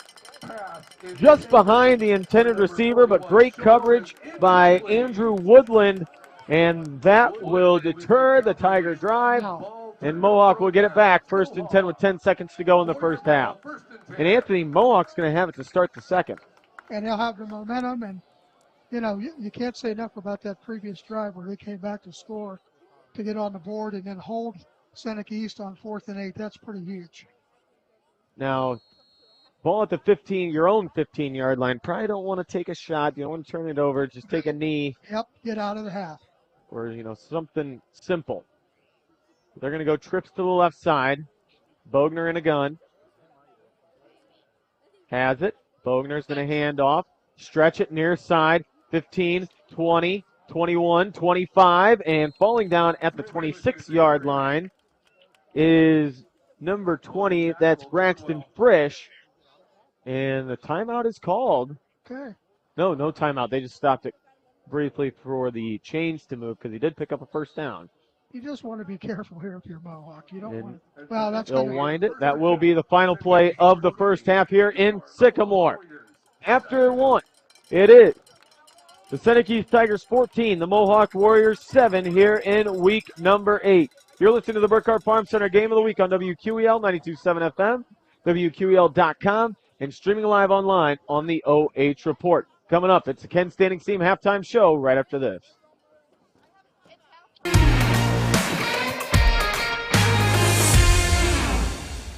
Instead of paying for some big-name spokesperson, Casasa Checking gives that money back to you in cash rewards. In fact, you just bought me this cup of coffee.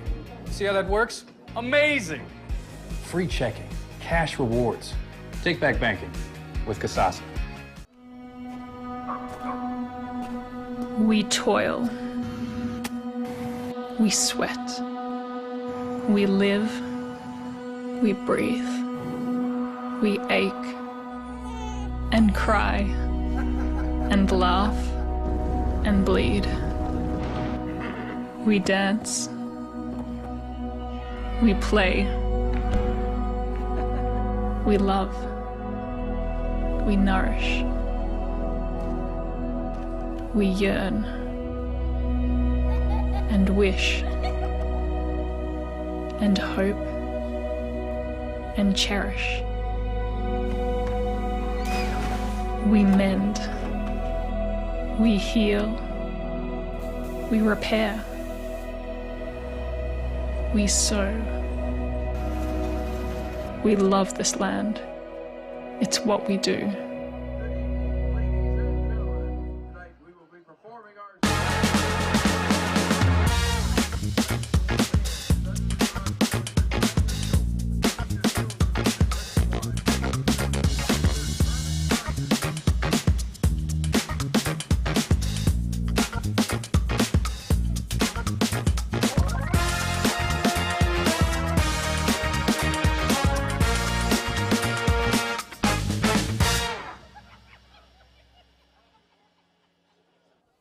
Take a look at all the action from Friday Night Football right here in North Central Ohio with great analysis, highlights, coach interviews, and so much more. Every single Friday night right here on the OH Report.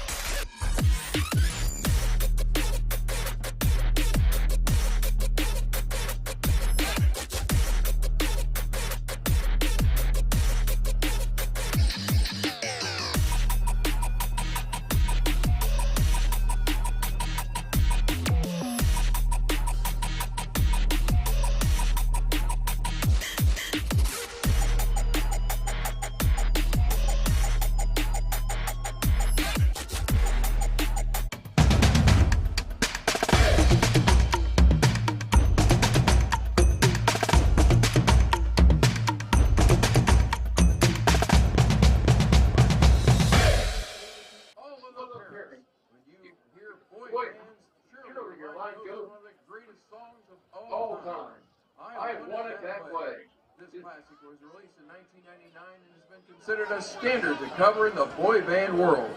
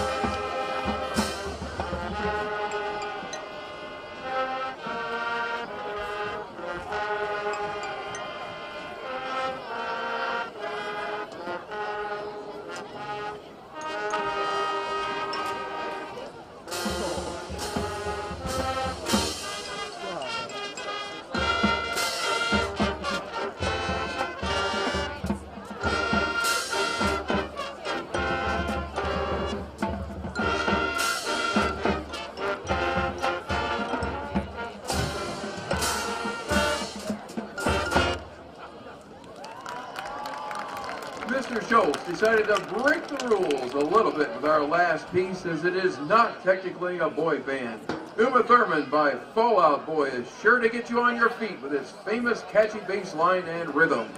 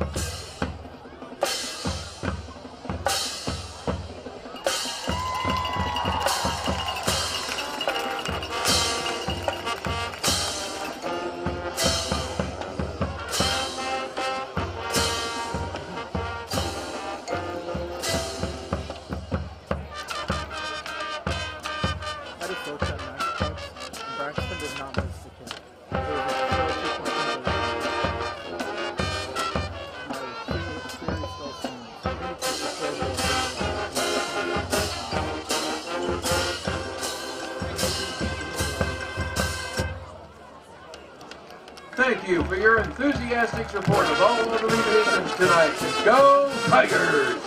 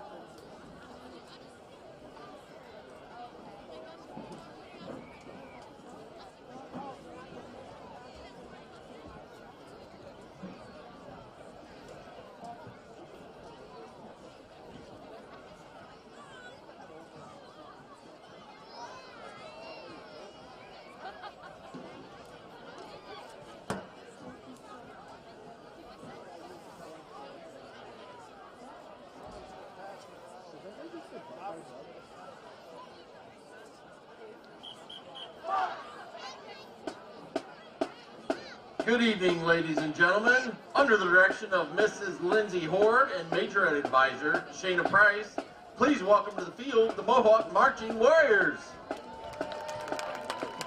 Tonight we are honored to welcome over 50 alumni that have helped build a strong sense of tradition and pride throughout the years. Tonight's guests range from the class of 1968 to the class of 1923. 55 years of Marching Warrior pride. We open our show with a selection of our current band members with a song title that is perfect for the evening's festives. After a week filled with the activities that demonstrate warrior pride, the Marching Warriors are ready to show you that the country is all about. Released by Flo Rida in 2015, here is My House.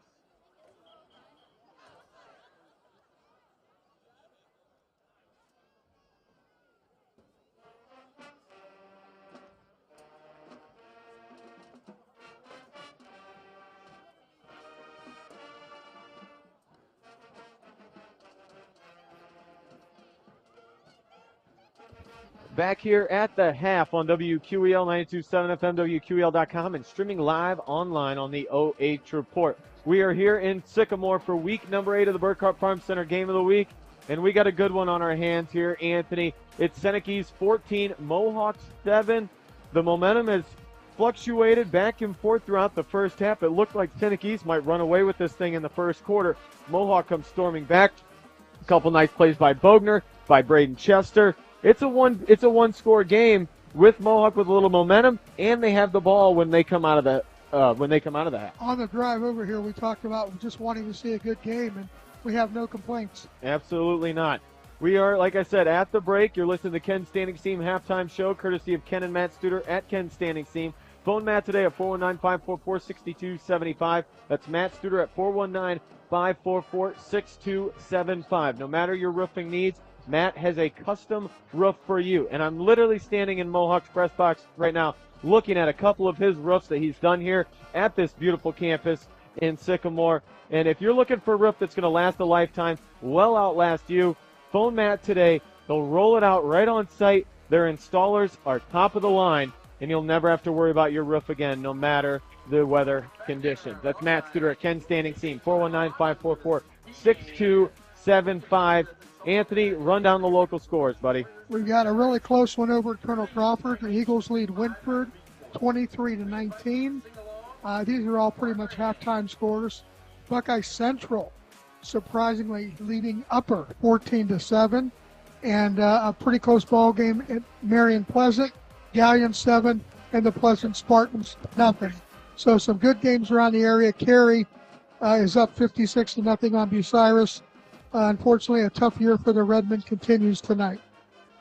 Little rundown from around the area. Some other games going on tonight. Ontario at Marion Harding, Danville at Centerburg, Fredericktown at East Knox, Cardington at Loudonville, Northmore at Mount Gilead, Hardin Northern at Crestline, Ridgedale at Corey Rawson, Liberty Benton at Pandora Gilboa. That's a big one. Fort Loramie at Van Buren, Elmwood at Macomb, Riverdale at Arlington, and Van Loo at Arcadia. Of course, all those scores, you'll find them inside the phone board with Davy Jones.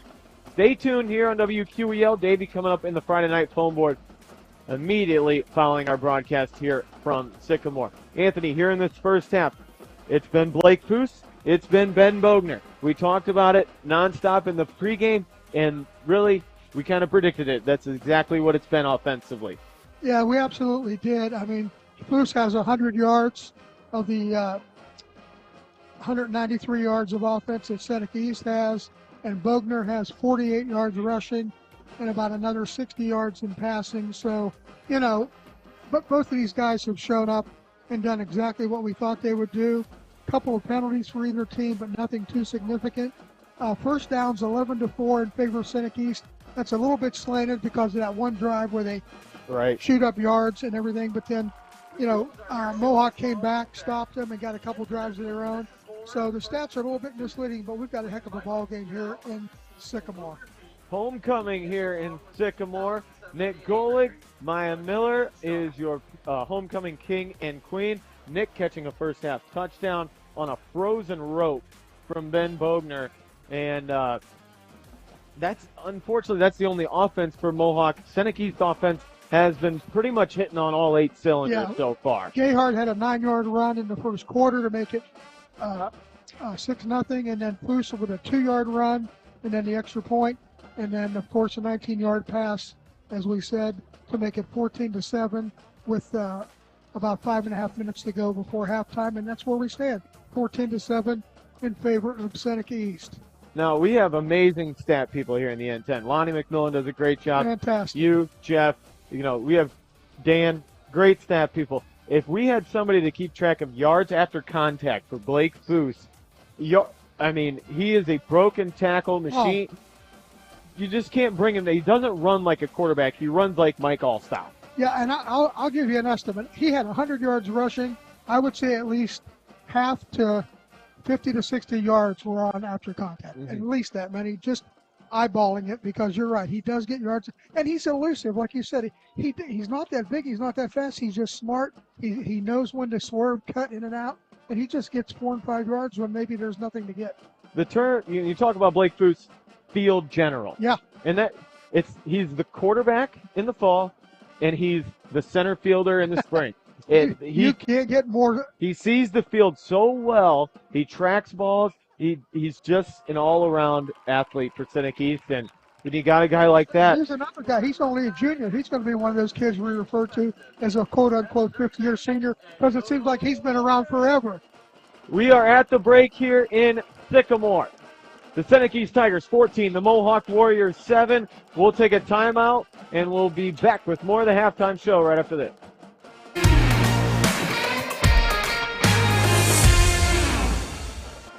Take a look at all the action from Friday night football right here in North Central Ohio with great analysis, highlights, coach interviews, and so much more every single Friday night right here on the OH Report.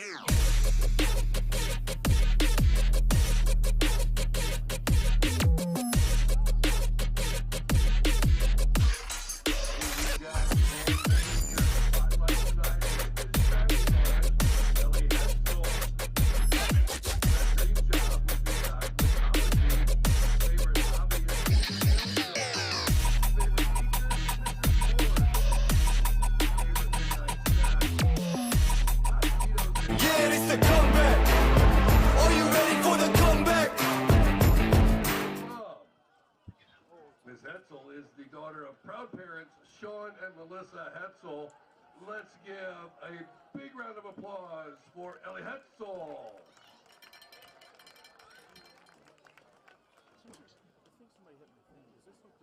Minute 25. Count me down, Big John.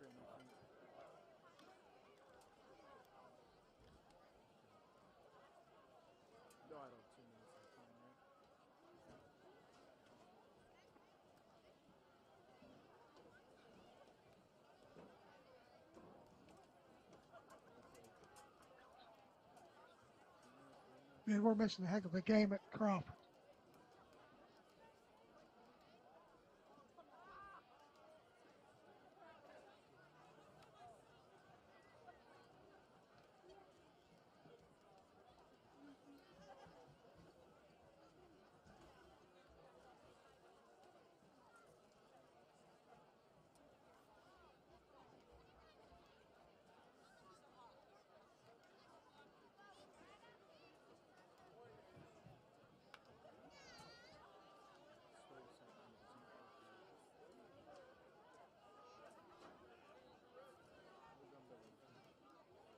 Right? No, wait.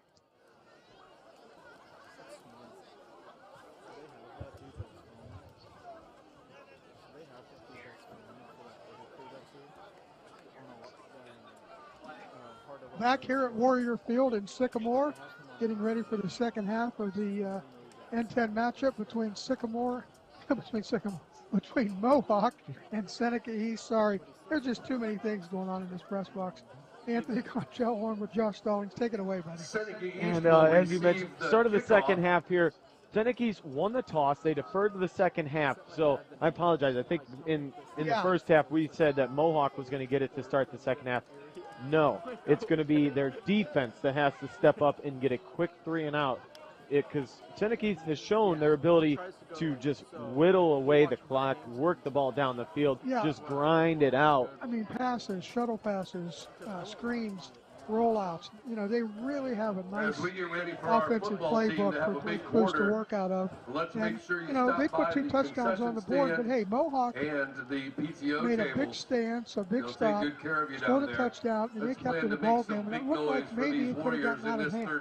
And the thing about Foose is, we talk about his running ability, but when he's throwing the football, he's got that internal clock when it's time to get rid of it. You know, Mohawk can bring a stunt. They can bring blitzers off the outside. But Foose knows when he's got to get rid of that football. So anything that Mohawk does, they got to contain. It's got to be a coverage sack. You know, if Seneca East is going to go to throw the football, they got to start getting some pressure on Blake. And even when he's running the ball, he kind of sees his pursuit coming. He knows which way to dodge and whether to get out of bounds or get down. He's just, as we've said, just an intelligent football player and just a great athlete. Seneca East, as I said, will have it to start the second half. They'll go left to right on your radio dial. Braden Chester will kick it off from his 40. Foose back there, along with Parks. And I believe 23 Lane Dixon. Okay. 6'1", 180-pound senior. 14-7 here at the break. We know Chester has a strong leg, whether he'll kick it deep or squib it or try to kick it to one of the 3, maybe who they feel is the least threat back there. Or maybe just pooch it down the middle of the field and see what happens. Homecoming night here in Sycamore, and the Warrior faithful have really showed out tonight. Yep, a nice pre-game homecoming activity. Mia Miller, Nick Goling, getting crowned Queen and King. Kicking off for the Warriors, number 7, Braden Chester. Now all Mohawk has to do is come back and win the game to make it a perfect night for them. Seneca East wants to play spoil. Chester approaches.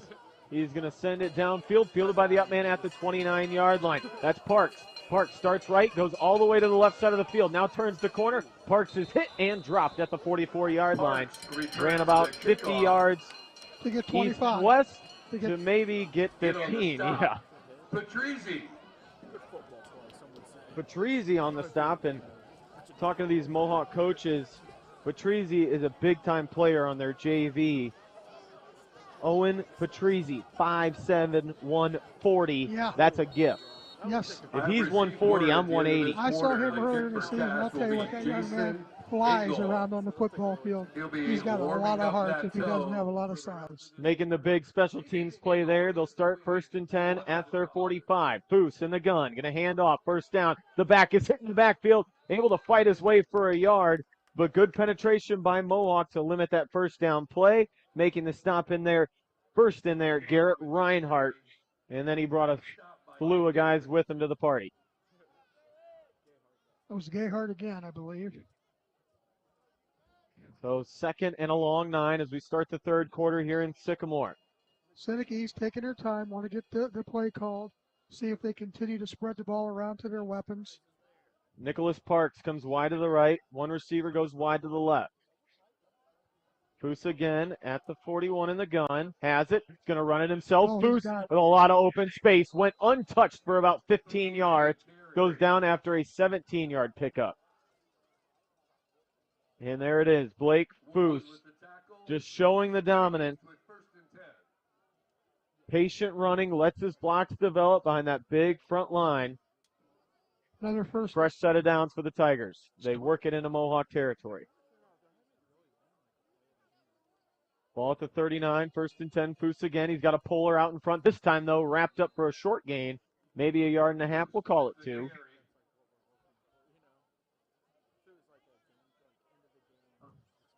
Call it actually just a 1-yard pickup. Yard and a half, whatever, but he's got over 100 yards. And, again, he's just twisting, leaning, trying to get that extra half yard or so. And sometimes that's the difference between a first down or a 2nd and long. And now we're looking at 2nd and 8. They'll probably throw the ball here, Josh, you would think. A little bit of a heavy package. Yeah. 2 tight ends. Now they motion Parks across, left to right, shuffles. Foose, though, wants to throw. Rolling right, levels. Foose looking, throwing, and it is Taylor Young cutting in front of the defensive back and making the catch. 20 yards. And Foose showing off his arm strength there on the move, Anthony, delivering a strike. Just a pretty little rollout. We'll see it here, courtesy of the OH report replay. He has time. Look at that pocket. There's nobody near him. And he just delivers it on the run, and I mean, perfectly thrown. Nice little curl or in route, whatever you want to call it, and first down at the 18-yard line. 2 left side, Justin Ryder, the tight end right. Gayhart is the back. Foose started right side, cut back up the middle, trying to shake the arm tackle, but can't get off of it. Drugged down on the play, but a gain of 2. I don't know that Foose has gone down for negative yards tonight. No.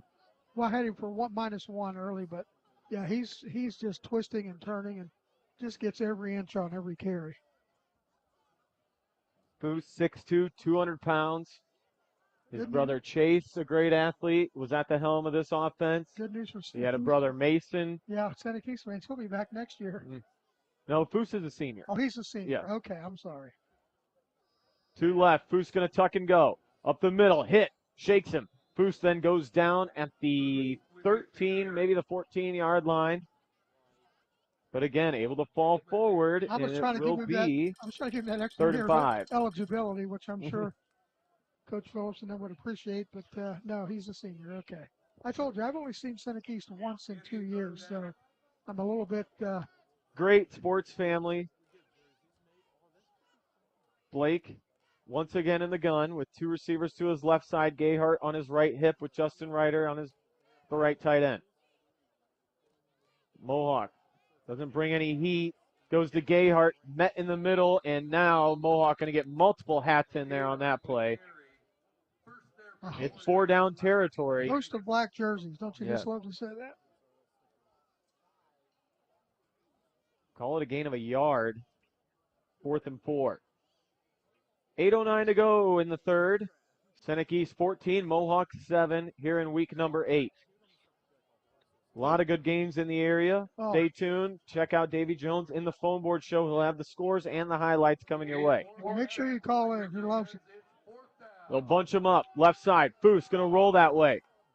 All day in the pocket. Still rolling. Foose going to tuck it. Now steps back. Going to lob it. Back corner. Too much on it. The receiver couldn't, Foose was kind of directing him back corner, but I think he was turned at the time. And Mohawks D holds. That's a huge, once huge again, play to start the second half. Good coverage, and he just had nowhere to go. And Mohawk again holds him and turns it over on downs. So a drive that eats a lot of clock but yields no points for the Tigers. 14-7. Seneca East with the lead here on the road. Tigers come in tonight at 4-3, 3-1 in the N10. Mohawk just 1-6, 1-3 in conference play, and this one would be big time for them. A win for Seneca East basically vaults them into the playoffs. Bogner out on the field. Now they'll shift, winging the tight end from left to right. Defensive line motions over. Here's Bogner looking to run it. Bogner's met at the line and dropped. No room for Ben there. And on the stop was Dom Hemmer, I think was 56.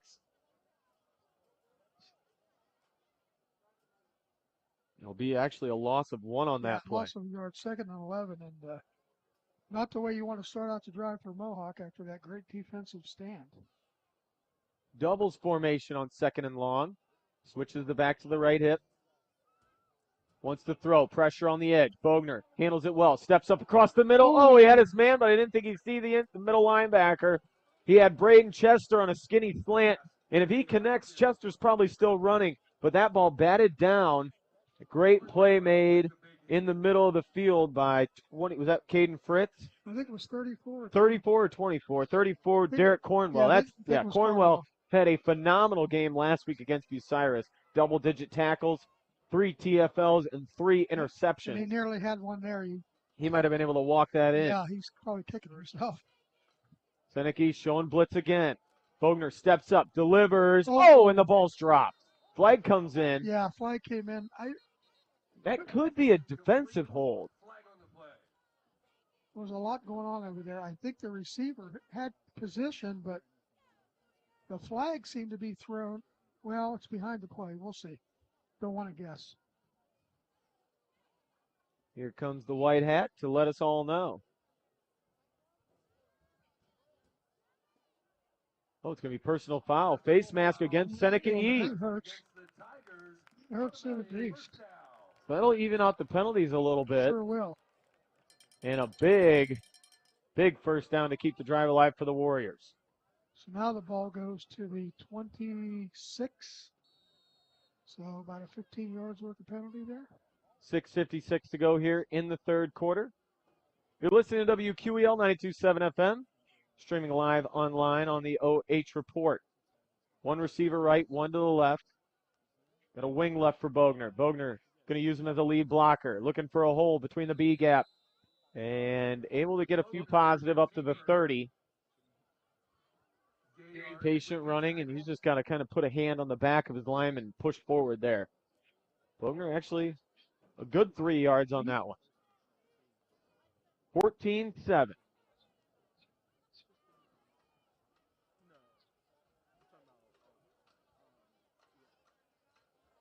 A little bit of a heavier package now for the Warriors. Bogner going to keep it again. Knifing through as a defense, but they missed him at the line of scrimmage. Bogner able to get positive yardage again and a very manageable 3rd down now at 3rd and 3. Blake Foose, the opposing quarterback, on the stop. Yeah, 3 yards there when really looked like he wasn't going to get very much. So interesting call on 3rd and 3, Josh. They rush to the line. 4 down linemen for the Tigers. Only about 5 guys in the box. Their outside linebackers are showing man. Bogner's getting the signal. I think they audibleized. Yep. Bogner's going to keep it himself. Powers ahead and gets just enough for the first down. Just across the first down marker. Those linebackers, they couldn't cheat on that play. They had to cover up the slants on a 3rd and short. But that leaves Bogner open in the middle of the field and able to get the first down and move the sticks. And he was smart there. He looked at his coach, wanted to make sure he knew the play because obviously he didn't like what he saw initially from the Seneca East defense. Trips left. Ball in the center of the field. Mohawk moving right to left. Bogner wants to throw. Stepping up, delivering deep downfield, and it's overthrown. wanted Golick, but he there was was two defenders in So there. he was bracketed. He really, unless that ball would have been perfectly thrown, he was not going to catch it and outrun two defenders. So they had their scouting report out on Goling. They were all over him. Caden Fritz with nice coverage and man-to-man. Good safety help over the top. Stops it at 5:22. 2nd and 10 for Mohawk. They'll spread it out again. Now they're going to motion to Trips. Wing or tight end right side. Trips left. Near side. Golick. Golick catches up the sideline. Golick trying to turn him on. And we'll see where he stepped out of bounds. Official's going to walk it up and mark him 2 yards shy, so it'll be 3rd and 2. Can't imagine Coach Hawkins, Coach Daniel, Coach Kidwell going to get too crazy here. You know what you got out of Ben Bogner. Keep it simple. Pick up the first down and live for another day.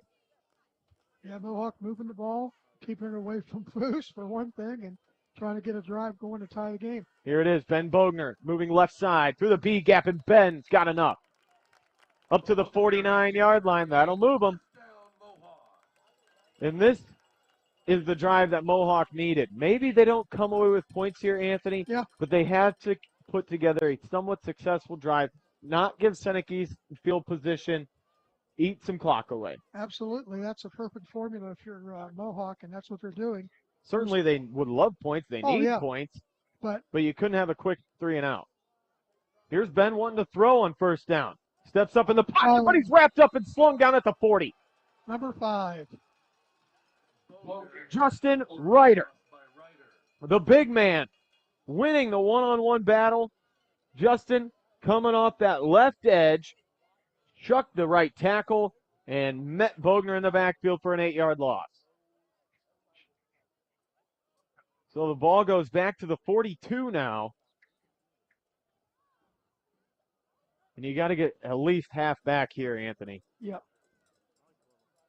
Seneca East showing blitz, but they don't come. Bogner going to throw. Pass is caught. Pass is going to be a first down across the 40-yard line. Making the catch, Brant Kirian. The 10-yard dig across the middle, caught by Kirian. And we just wanted them to get half there. They get it all. They got up to 6 first downs now and starting to find a little bit of rhythm on offense. They're not going to waste any time. Bogner shuffles him to the line. Trips left side, ball in the right hash. Bogner wants to throw. No, fakes, going to run it. Ben up the middle, pushing the pile, and he is shoved forward for a gain of 2.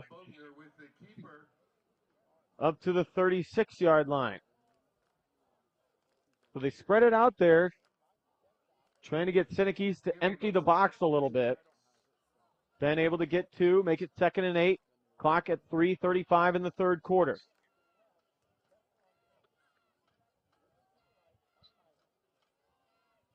Pushing down the field against this Seneca East defense. They only bring 3 that time. Ryder beat his man, pressuring Bogner in the backfield. He threw it up, and it's going to be intercepted. Gayhart going to take it up to the 49-yard line. Bogner hit as he threw, and Gayhart coming up with a big play for the Tigers. Absolutely. He was right in the middle of the field, had his eyes on the play, and made a great play from his linebacker position.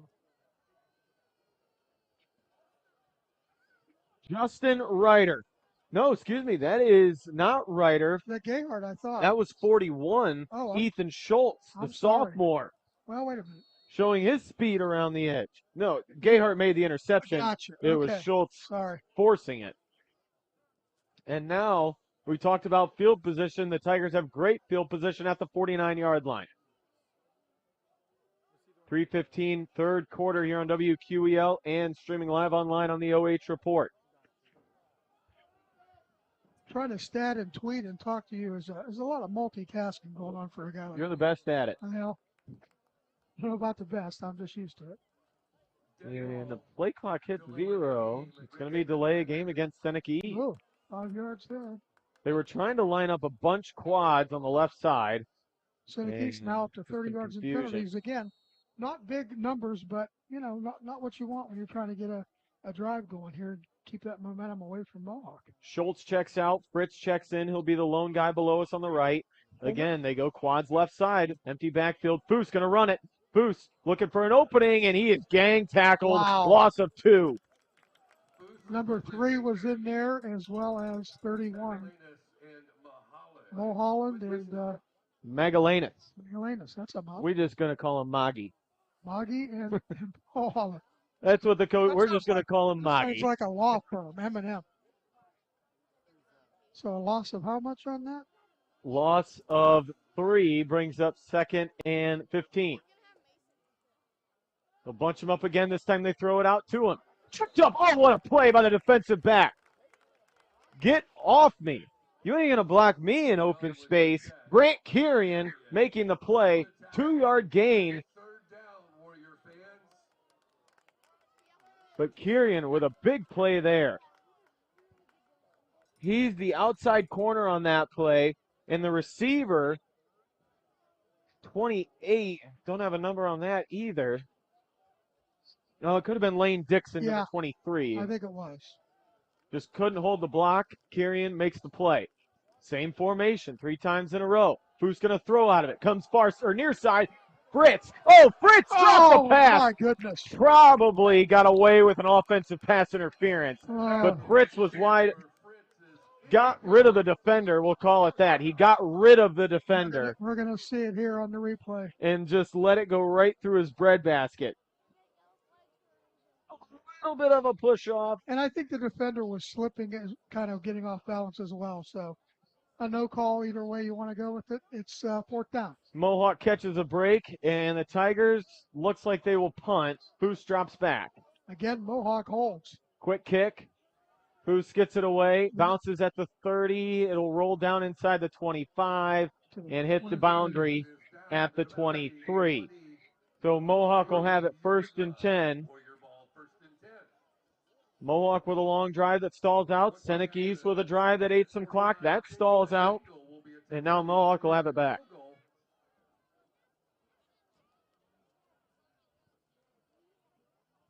Seneca East still with a 1-score lead, 14-7. 2 first-quarter touchdowns by the Tigers. Mohawk then answered. Bogner to Golig. Let's see what the Warriors can muster here.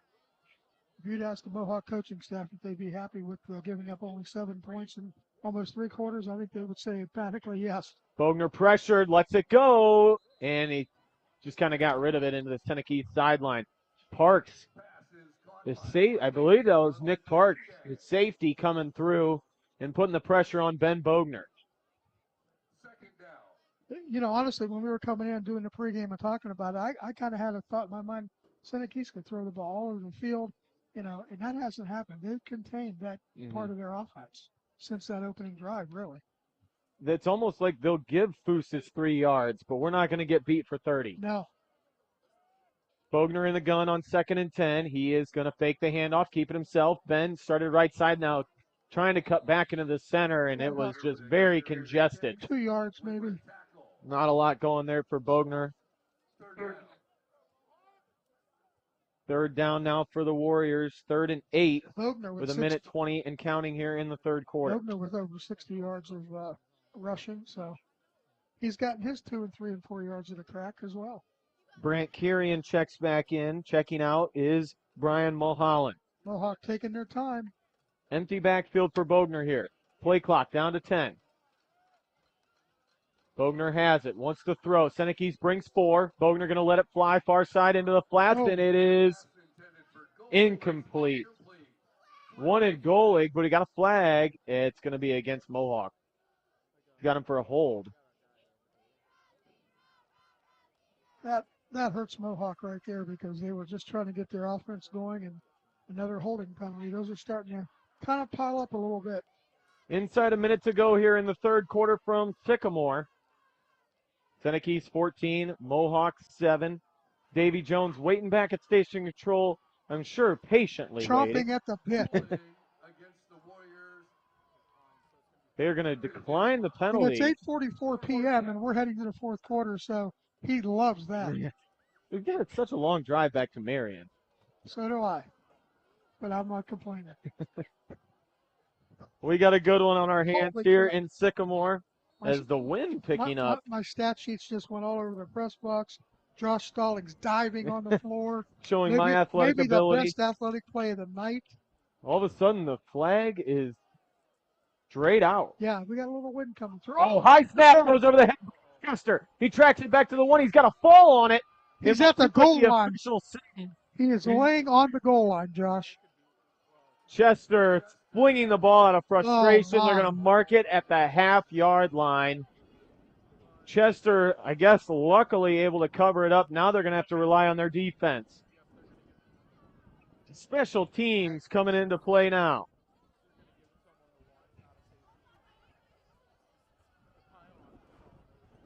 Gale Force wins as everybody in the stands throwing their hoods up. Closing windows, scrambling for shelter. Yeah. It's suddenly taking a little bit of a Storm a brewing.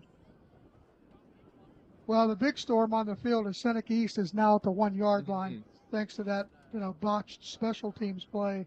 Boost by himself in the backfield. He's going to power his way, and no signal. There it is. Touchdown, Blake Foose. The Tigers keep it simple. They go with the 200-pound quarterback who hasn't been denied yet tonight. Foose into the end zone for 6, and it's 20-7 with 47 seconds here in the third. And now it looks like we have some fans making their way to the exit. There's no rain, but it's windy. We still got ourselves a ball game here in Sycamore. Sure do. This is a 2-score game, and I think Seneca East is going to go for 2. I mentioned they struggled last week to kick the extra point. So they'll keep the offense on the field. Gayhart in the backfield with Foose. Foose has the shotgun snap. Gayhart's going to lead blocker on the left edge. Foose looking for the pylon, turns the corner, he's in for 2. Foose turning on the burners. And it's 22-7 with 47 seconds in the third. We'll have the Warriors with the football when we come back. You're listening to WQEL 92.7 FM, WQEL.com, and streaming live online on the OH Report.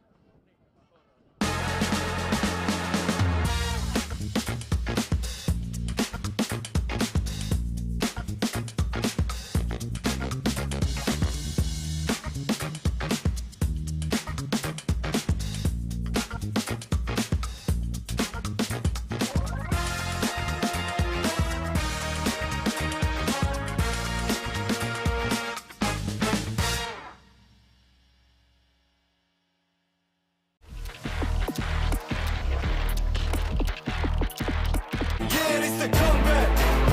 Are you ready for the comeback?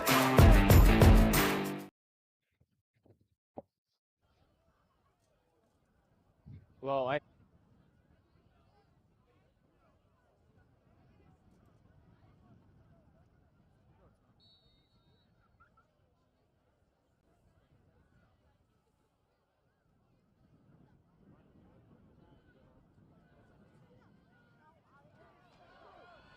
some open space at the 50, at the 45, 40, and into Seneca East territory is number 5, Brant Carrion, with another big play, looking for a late hit, no flag. But Brant Carrion delivering what the doctor ordered, a little spark for the Mohawk Warriors after going down 2 scores. Yeah, that touchdown there, as a result of that high snap on the punt, really took some of the wind out of the sails of Mohawk just as the wind was coming into the field. But, boy, that kickoff return down to the 38 could turn things around in a hurry. You still got a whole other quarter of football. 38 seconds left here in the third from Sycamore. They'll spot it. 38, 1st and 10. They motion in the big man. Mulholland checks in. He'll line up right side of the line. One receiver left, one to the right. Bogner has it. Underneath shovel, they had a defender fall down on the play, and he made the tackle. They're trying that underneath shovel, Patrick Mahomes, Travis Kelce-esque, and the defense just all over it because of timing. That's a tough play if you don't get the push up front, Anthony. Yeah, it has to work real quickly or else it just kind of fizzles out. I don't see Travis Kelce or Taylor Swift anywhere around here. Neither do I, but between you and me, in the last 14 days, I've heard enough of them both. I was going to say, and I'm very happy not to see either one of them again. And now stoppage of play. Oh, that is Third the end quarter of the comes to an end. Yeah. So after 3 here in Sycamore, it's Seneca East 22, the Mohawk Warriors 7. You're listening to WQEL and live online on the OH Report.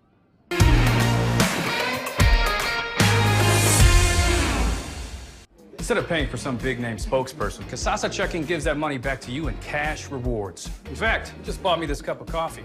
See how that works? Amazing! Free checking, cash rewards. Take back banking with Casasa.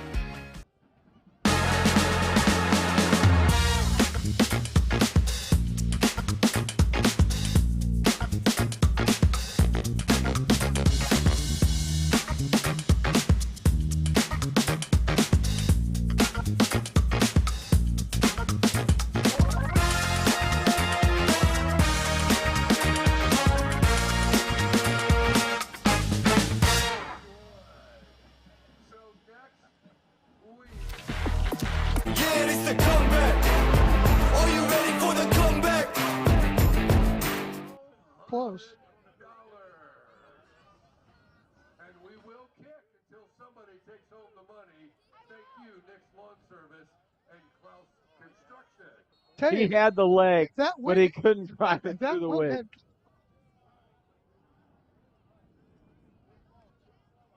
in. Well, here we go. Here goes Bogner, wants to heave it. Bogner lets it go, and they could get a penalty. Oh, they're not going to call it. Well, we'll see I again. guess it could have been a little underthrown, It was underthrown. but Let's Beamer look. ran through the receiver, didn't let him come back to the ball. Well, the defensive back had his yeah. back to the ball, and that's always, to me, opportunity to throw a flag, but they didn't do it. So, 3rd and 13, Josh. The coaches on the Mohawk sideline aren't pleading, Yeah. so we'll just let that go. I'll let it go as well. 3rd and a short 14. Bogner standing at his 47. Bogner wants to throw, stepping up in the pocket. Ben with a nice one across. Oh, the receiver fell down. It's intercepted. Going the other way is Seneca East Caden Fritz. Fritz at the 42 throws the stiff arm. Fritz taken down at the 43. We do have an injured Mohawk Warrior back at the 25-yard line. And now we have some coaches coming out. They want a penalty. Why is their guy down on the field when that ball's in the air?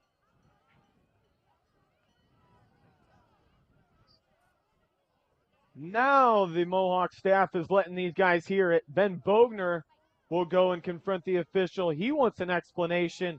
And you know what? He's entitled to one. Why is that guy on the ground when that ball is in the air and no flags are on the floor? It's a turnover. Seneca East with the football now with 11:40 to go. 22-7 they have the lead.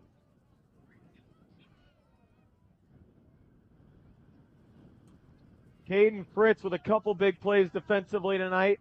Comes up with another one there.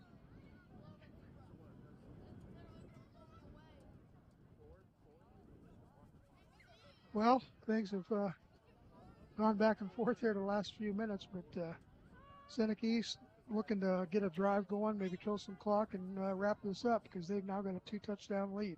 I imagine they'll keep it in the hands of Foose. They do here on first down. Foose driving his way. Blake Foose on first down, quarterback ISO gets another 5. To do anything else would be foolish. When you got a big offensive line like what Seneca East has, and you have a quarterback like that, 6'1", 200 pounds, a physical kid, he's not going to shy away from contact. And he's going to take Why care not of do the that? ball. Yeah. Probably doesn't fumble very often, so why not keep it in his hands? As you said, he's a field general. Let him do what he does. And he's going to do it again. Here is Foose coming around the left side. Foose is going to get the first down, driven into the Mohawk sideline. And he'll get it into Warrior territory at the 43-yard line. And another first down, and that's what Seneca East has been able to do tonight. Maybe they haven't scored a ton of points, but they've been able to just sustain drives. And another 10 yards and 133 yards unofficially rushing for Foose, and that's exactly what they're doing, Josh. And now he came in averaging 113. As the clock ticks down toward 10 minutes left in the game, Mohawk has to get a stop. 1st and 10. Foose calls for it. He's going to go to Gayhart. Gayhart with a little bit of a hole. Met at the 40, pulls him to the 39. So 4 yards of ground and pound. Kill some more, take some more time off the clock. Good offensive recipe for Seneca East to try to salt this away and get win number 5. Word floating around the press box is we could have rain moving in. Well, we've had a pretty good evening so far. Let's just give a good thought here. 2nd and 7 for Seneca East. Ball just inside the 40. 2nd and 7. Foose in the gun. He's got a guy on his hip. Foose with pullers out in front. Foose directing traffic and able to shuffle his feet down to the 35-yard line.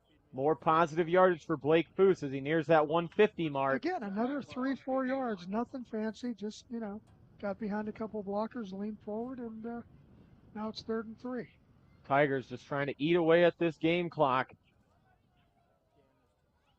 9:35 and counting here in Sycamore. Week number 8 of the Burkhart Farm Center Game of the Week on WQEL 92.7 FM and online on the OH Report.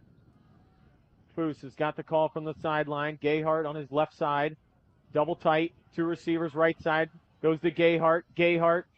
And you can see right there, Anthony, as Gayhart picks up the first down, there were 2 guys that went with Blake Foose after he handed it off because you just never know. You have to respect his ability. Gayhart with 5 yards there. He's got over 40 rushing, mostly right up the gut. We're approaching It that. gives him a great change of pace. He's a physical runner. He's the perfect complement to to the passing game and to Foose. And when they need 3 or 4 tough yards, they know where to go.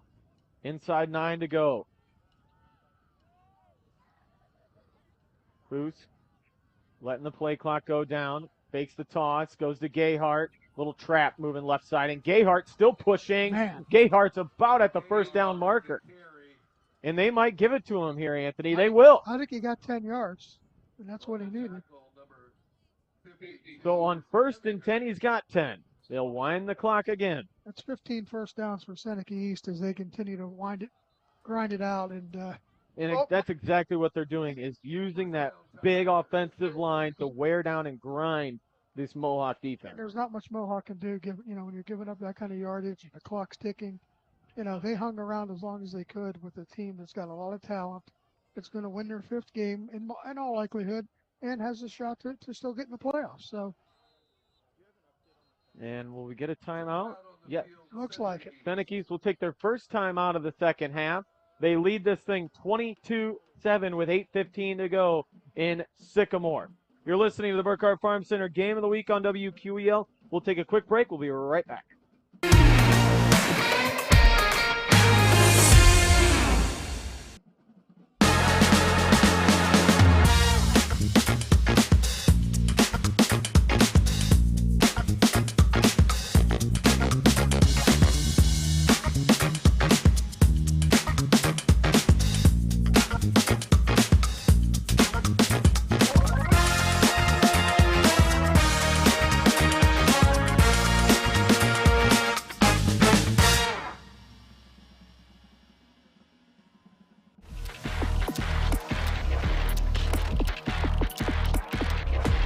Yeah, it's the comeback.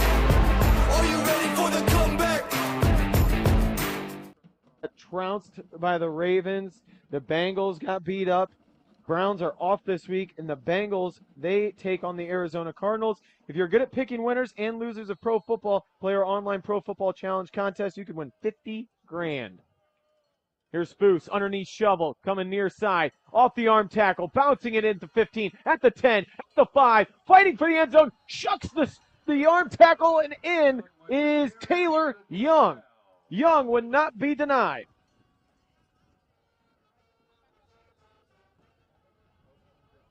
Breaking arm tackles all the way across the field, and Seneca East might have just put this thing away, Anthony. 28-7 now on the board.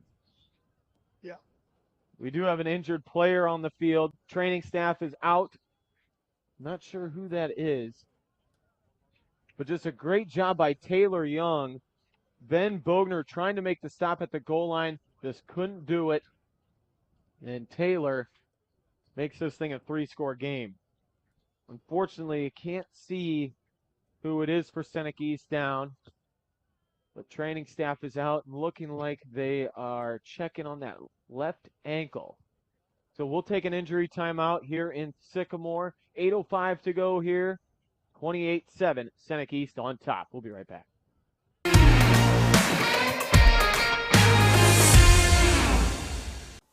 Take a look at all the action from Friday night football right here in North Central Ohio with great analysis, highlights, coach interviews, and so much more every single Friday night right here on the OH Report.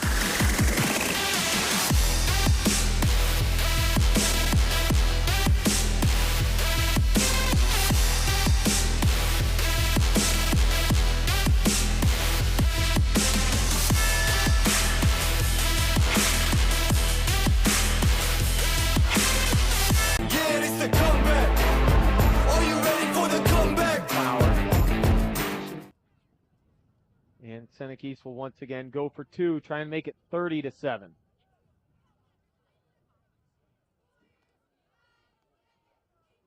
Goose alone in the backfield, double tight, pop pass, open in the center of the field. Justin Ryder for the the 2-point conversion. Excuse me. Great play call there. You gotta respect Blake Foose's ability to run the football. He faked it up the middle. Tim Tebow drops back and delivers to Justin Ryder wide open in the center of the field, 30-7. A good call, and that's, again, using all your weapons. So Seneca East trying to slam the door here on the road on homecoming night in Sycamore. We'll be back with the final 8:05 right after this. Take a look at all the action from Friday night football right here in North Central Ohio with great analysis, highlights, coach interviews, and so much more every single Friday night right here on the OH Report.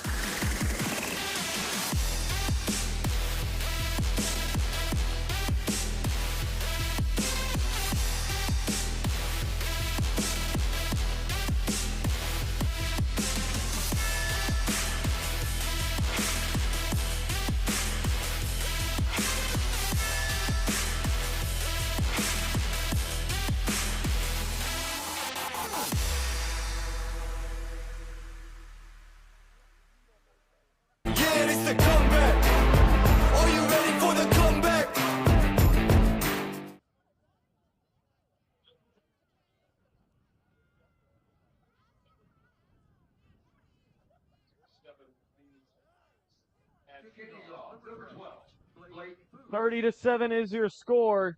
Blake Foose to tee it up and send it deep for the Seneca East Tigers. Will bounce one down the field, fielded at the 30-yard line. Coming up the center, I think it was Golig. A lot of white and black jerseys congested there in the middle of the field. No, it's going to be 20, Braxton Frisch on the return. Frisch, just a sophomore. Well, Josh, they're running out of time. 7:58 to go. They've got to get a score. And get Quick it score. pretty quickly. Yep. Here comes Ben back out on the field, junior quarterback.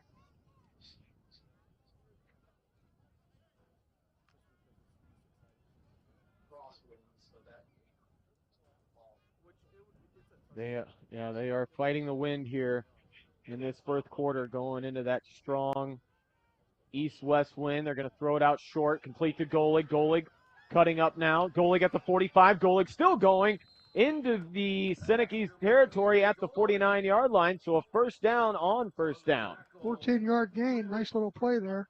And Gayhart, that's a first down for Mohawk. Good play call. Golig was wide open, able to make one-man miss.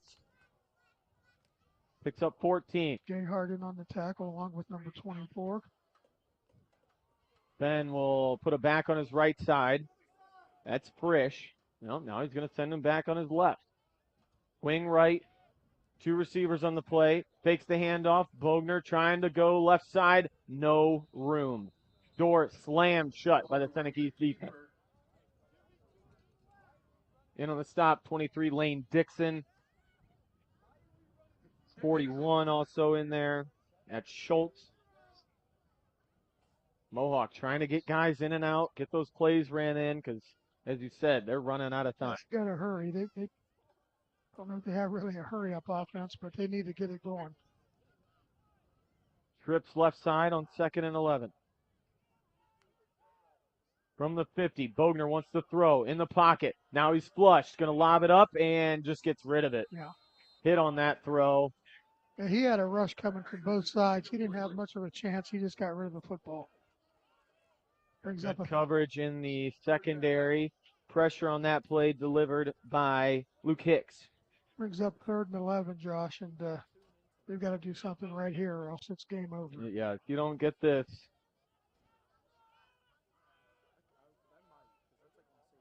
They're going to spread it out. 3 to the left side. Ball's on the right hash as Mohawk goes left to right on your radio dial. Bogner at the 45. Calls for it. Has it.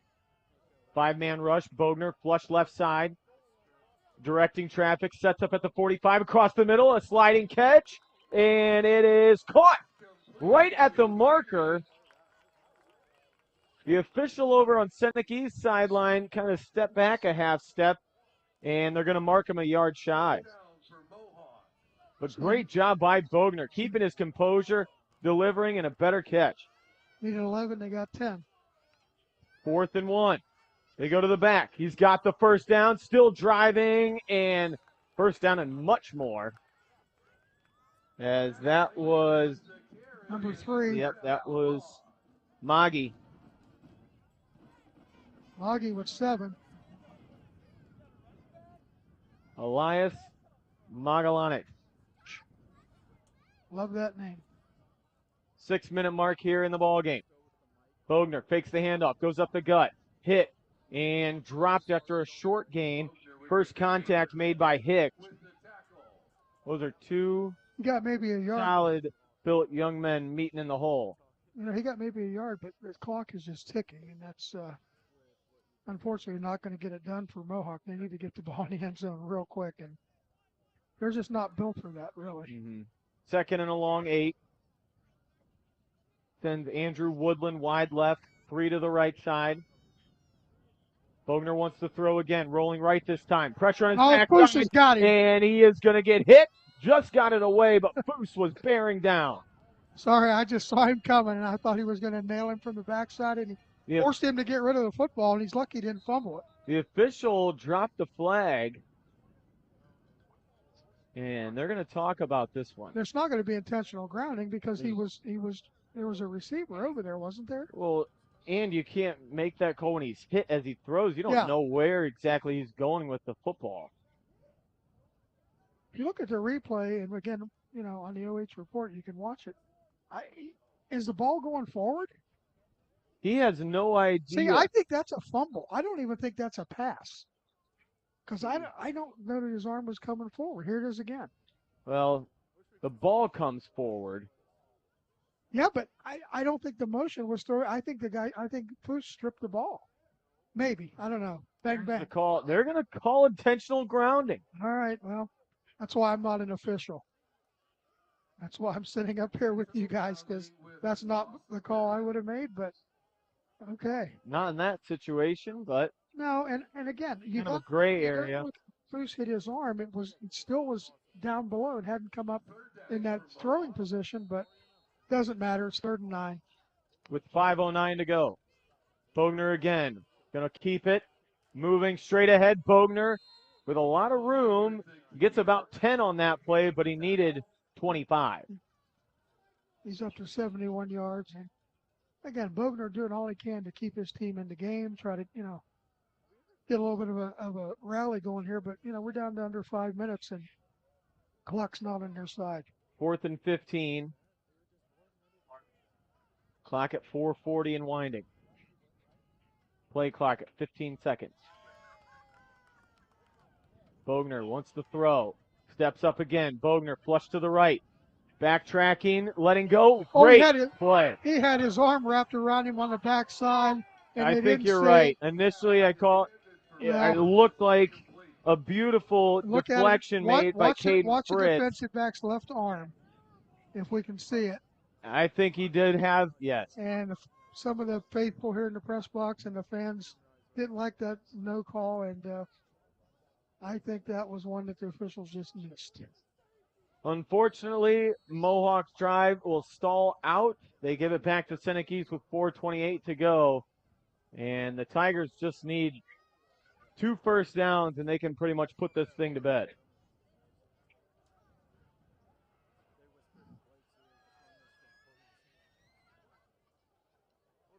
First and 10 now from the 40 for the senior Blake Foose. Backs on either side of him. Foose going to go deep. Airing it out on the far side. Incomplete. Oh, and a flag comes in.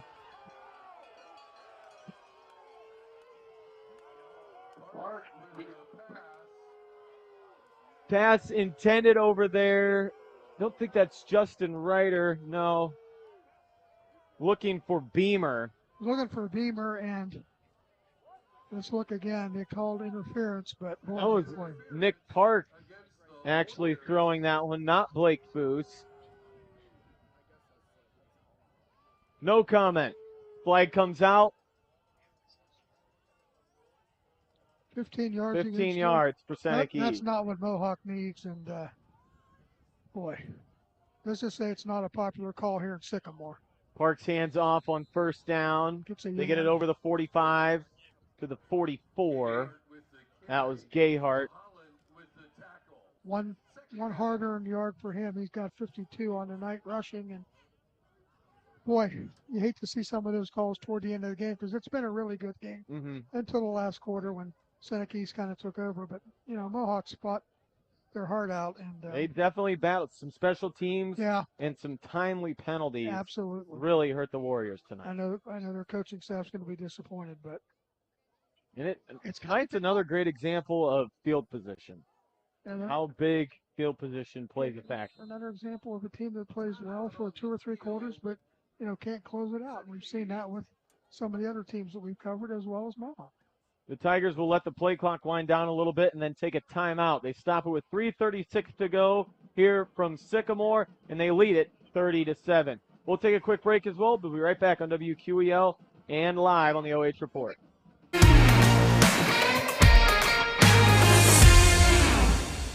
Instead of paying for some big-name spokesperson, Casasa Checking gives that money back to you in cash rewards. In fact, you just bought me this cup of coffee. See how that works? Amazing! Free checking, cash rewards. Take back banking with Casasa.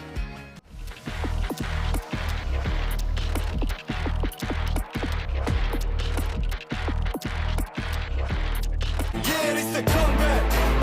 Are you ready for the comeback?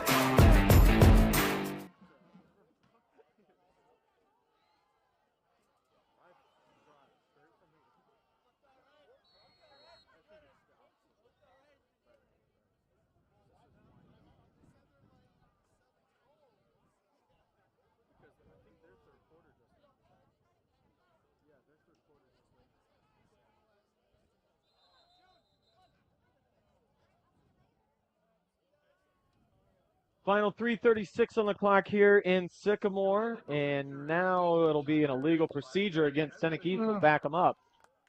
Getting a little sloppy. After the timeout, some confusion in the huddle. And it's been a really good, clean played game. You hate to see penalties and some close calls there kind of affect things, but, you know, the game was already out of reach. You just hate to see that kind of stuff at the end and kind of tarnish what's been a really good football game for the most part. 2nd and 14 following the penalty. It's going to be a handoff and wrapped up in the backfield. Big play. 52. That's Logan Heminger coming in on the stop. It'll drop him for a loss, but Mohawks, they don't have enough time, Anthony. Carried the ball there. Parks' hand, I think it might have been Gayhart. Give him another carry there.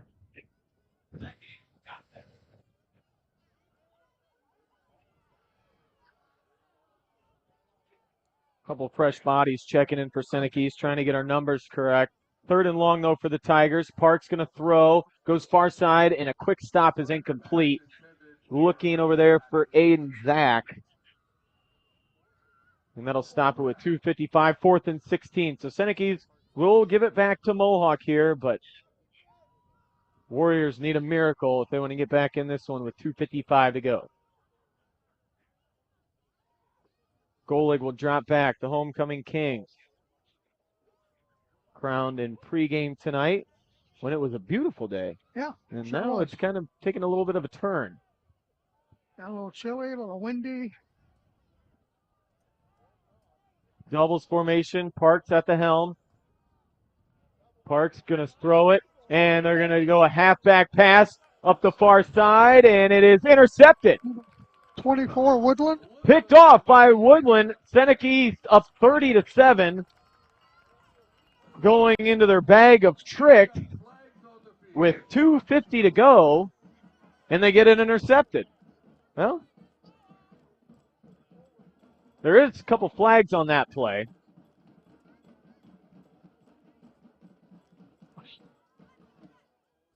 We'll see what we get. Official going to get a personal foul against Mohawk. That's declined. Did we get offsetting penalties? That's what it looked like. But he only to me, signaled one penalty. Well, but he said two different things, but I don't. Well, the ball's going to be at the 48-yard line when it's all said and done, it looks like, unless they mark off more yardage. No, it's at the 48, so we're just going to reset it. Yeah. A replay, fourth down. Yeah, 4th and 10 at the 48, Mohawk. 4th and 17. Yeah.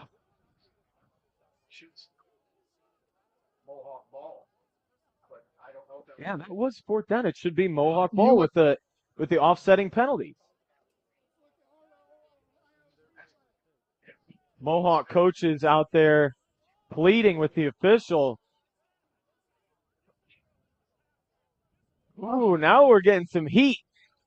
I'm hoping Coach Daniels pulls down before I have to talk to him because they're not happy here on the Mohawk side of it. No, they've been on the wrong end of a couple calls here late in this ball game, and I don't know if the officials don't like the wind, but they're ready to go home.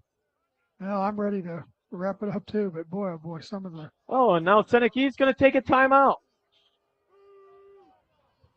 30-7 with 2:48 to go. So we'll take a timeout as well here on WQEL and the OH Report. We'll be right back.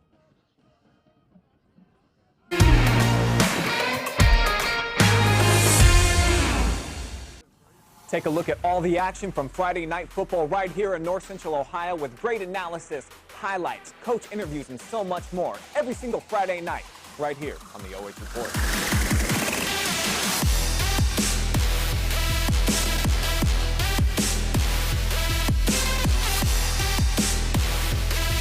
Yeah, it's the comeback. Are you ready for the comeback? So you want me to just meet you back up here or back That's up? fine.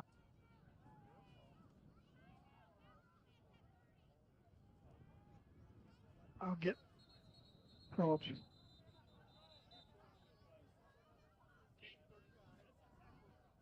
We went to Gary. Number 40. Number 40, whoever that was. They go to the back on that play. A number 40 for Seneca East. We don't have that on the roster. Wonderful. But they are shut down on fourth down, so Mohawk's going to get it back with 2:39 to go. And, you know, honestly, Anthony, this game could have been over 5 minutes to go, but Yeah. Seneca East wanted to throw a couple times, up 30-7. And a couple strange penalties. Couple and penalties. Explanations. Yeah. Fans not happy and just, you know. Couple disgruntled people Another Friday here. night in Ohio. Coming around the near side, a big hit coming out of bounds. Oh, That was Kirian. Grant Kirian, and he takes a licking on the sideline. Flags stay in the pockets. But the clock stops. yeah. Mahomes gets the call. Deshaun Watson probably doesn't. Maybe not. I know Kenny Pickett wouldn't. Shouldn't let my opinion come Because out. Pickett's hurt, so I got nothing to say. Well, you're a Steelers fan. Yeah, that's been bad. Bogner's going to sling it left side. Pass is complete on 2nd and 7. Moving for the first down. He's over the 40, and he's got the first down at the 36-yard line. Bogner completed it over there to That was Golig. Golig again. Golig with a big night tonight. He's got a touchdown. 2:24 to go. He's got 40 yards receiving on about 5 catches and had the homecoming crown king. So not a bad night for that young man. Congratulations. Bogner wanting to throw, stepping up. Ben, double clutch, lets it go, incomplete. Wanted Chester over there, but threw it short. Player of the game. So it stops it with 2:19. And yes, we will have a player of the game, courtesy of the Lewis Family McDonald, for Mohawk and Seneca East tonight. Text us with your write-in, folks. Or call the That's phone just going to distract me. Yeah, we don't need any more distractions, believe me. Doubles formation now on 2nd and 10 with 2:19 to go. Bogner standing at his 40, dropping back to pass, has some time, comes near side, looking for Chester. Oh, just miscommunicated there. I think he wanted Chester on a comeback, and Chester was running. he never came yeah, back. He never came back and looked for the ball, actually. If he had turned around a little quicker, he probably could have. Yeah, he could have had a nice catch, but he was still running. There was some open space over He there. was still running straight, and the ball wasn't. So, Now 3rd and 10. you know, the stats aren't going to look real good when they're totaled up for Mohawk, but they were in this game for 3 quarters. That's kind of the takeaway for me is, yeah, the scoreboard shows 30-7, but it was a much better game. Bogner wanting to throw again on 3rd and long. Flush from the pocket. Ben near side. got him. Chester keeps his feet in bounds, and there's a penalty. And I think he's going to get Mohawk, number 53, Derek Dickman, some extracurriculars there with Luke Hick. Let's see what the call is. Yep. And it's against Mohawk. So some tempers starting to flare here. Well, you hate to see that after a well-played football game. That'll be on 3rd and 10, so it'll make it 3rd and 25. So I've got Mohawk up to 80 yards in penalties, Oh. Josh, and that's, you know. They only backed them up 5 yards. Well, okay, then that's 70 yards in penalties then. Well, that's not a spot foul. Well, it's not, but it is. Huh. I think you're right about the officials wanting to get home. It's interesting. He marked it as basically, I've seen unless this- they just waived it. Oh, okay. No, they didn't decline the penalty No, because they it didn't go to 4th down. I Who don't knows? Trips left side. Bogner's going to heat it. Comes up Oh, he's right holding. side. Britt tips it, and that's There's going a to be a hold. penalty Pass against Kate interference Britt or holding, yeah. on a hold. That was kind of wide open, and you could see it. The fans saw it. The fans coming to life now as the Mohawk fans coming to life as they get a penalty in their You could favor. see he had hold of his jersey well before the ball got there, so that's going to be a penalty against Seneca East, which is going to drive their totals up. The penalty yardage is going to look pretty high in this game, but most of it came in the 4th quarter. Mm-hmm.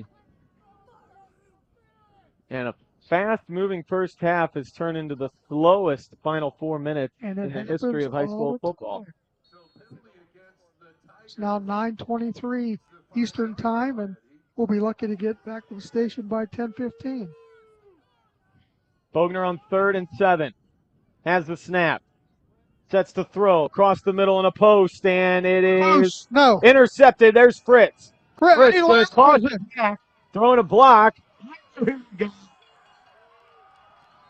Flags everywhere on a personal foul, pushing and shoving. Couple coaches running down. And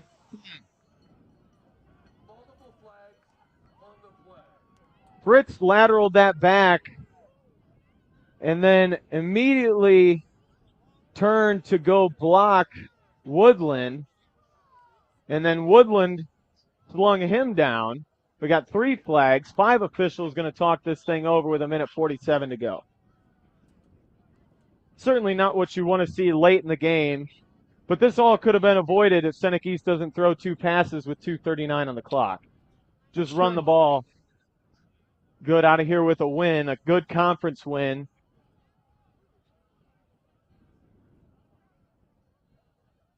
And now you have to see this type of play. Yeah. Stay tuned after the game. We got the Ken Standing Seam post-game show brought to you by Ken and Matt Studer at Ken Standing Seam. Phone Matt today at 419-544-6275. That's 419-562-275, and they're going to get offsetting personal fouls. All right. Well, they were able to come to an agreement on that, but either way, it's going to be Seneca East with the ball with 1:47 to go. They'll be deep. Yeah. We'll spot it at the 8-yard line. Parks back out on the field. He will run the offense for this final drive for Seneca East.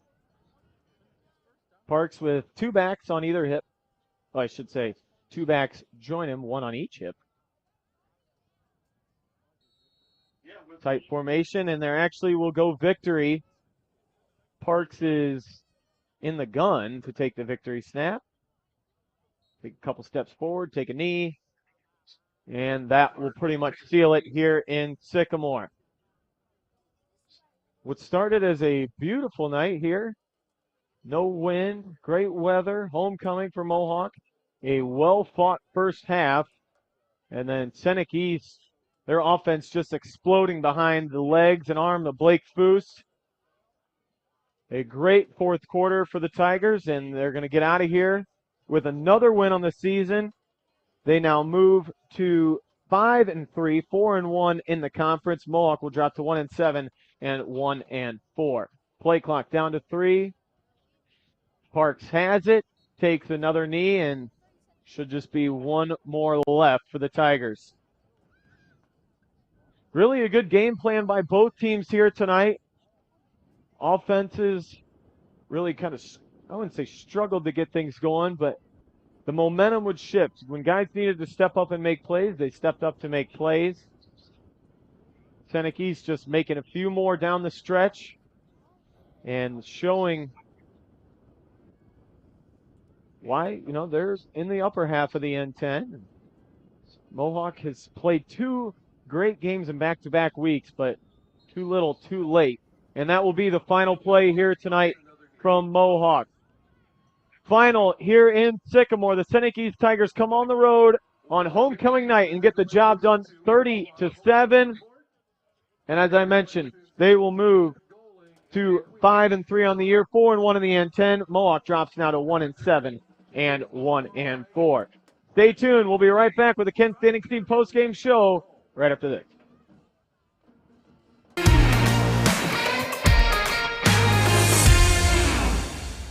Instead of paying for some big-name spokesperson, Casasa Checking gives that money back to you in cash rewards. In fact, you just bought me this cup of coffee. See how that works? Amazing! Free checking, cash rewards. Take back banking with Casasa. We toil. We sweat. We live. We breathe. We ache and cry and laugh and bleed. We dance. We play. We love. We nourish. We yearn and wish and hope and cherish. We mend. We heal. We repair. We sow. We love this land. It's what we do.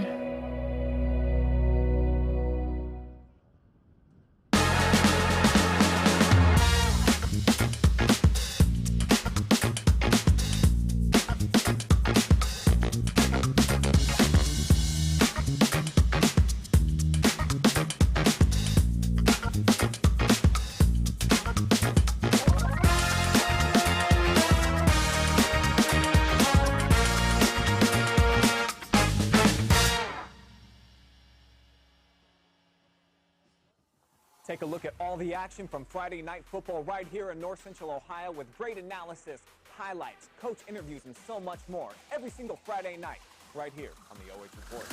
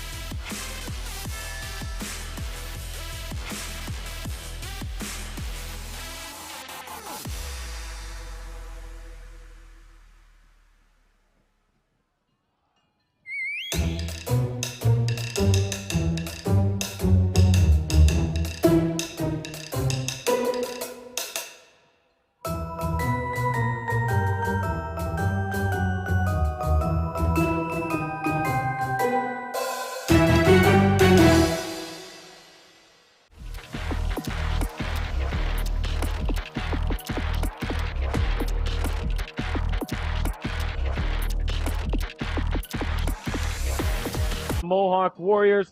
It is the Burkhart Farm Center Game of the Week, and you're listening to the Ken Standing Team post-game show brought to you by Ken and Matt Studer at Ken Standing Team. Phone Matt today at 419-544-6275. That is Matt Studer at 419-6275. No matter what your roofing needs, Matt has the roof for you. Commercial, residential, new home, existing home, pole barn, whatever it is, Matt Studer at Ken Standing Team will get the job done. His installers, best in the area. It's like you'll never know they're even there. They clean up after themselves, and you'll just have a perfect brand new roof that you'll never have to worry about again. That's Matt Studer at Ken's Standing Team. Final, once again, is the Seneca East Tigers 30, the Mohawk Warriors 7, and it was a great first half, well fought, 14-7. Seneca East took the lead into the break. Not a lot of penalties. The defenses really, to start this game, had the answer. Positive yards by Foose, positive yards by Bogner, but no big chunk plays. Nobody wanted to get burnt deep, no big plays tonight, and it was a grind-it-out type of matchup. And until the fourth quarter, when we got some questionable calls, maybe some big plays as well as some questionable calls, turned out to be a little bit of a cluster in the fourth. Seneca East able to take a commanding lead and win this thing 30-7. But either way, two good football teams coming together tonight and putting on a good show for the locals. Unfortunately for Mohawk on homecoming night, they've come up short 30-7, but hats off to Seneca East. A great game plan, and senior quarterback Blake Foose he's going to be our player of the game, our McDonald's, courtesy of Lewis Family McDonald's player of the game. Blake will get a value meal of his choice, courtesy of them. And for Mohawk, it's going to be Ben Bogner. So congratulations, Ben Bogner and Chase Foose, both quarterbacks, defensive backs for their respective teams. They'll get themselves a value meal courtesy of the Lewis Family of McDonald's. I have a few stats here. Anthony doing a great job tonight trying to keep up. We'll run down those real quick. Foose finishing with 137 yards on the ground, 1 touchdown. Gayhart had 52 yards. Young with 42 yards and a touchdown. Then it was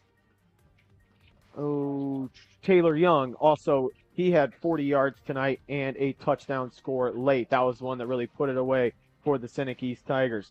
For Mohawk, Ben Bogner had 71 yards on the ground. He had 1 touchdown throwing it. That was complete to Nick Golig, a great pass. That was in the first quarter, make it 14-7. But just too much offense. Blake Foose showing why he is one of the best players, not only in the N10, in the area tonight, getting it done on the road. So hats off Blake Foose and Seneca East. They now move it to 5-3, 4-1 on the year. Mohawk drops to 1-6 and 1-4. We're going to take a quick break. We'll be back to wrap it up here in Sycamore right after this.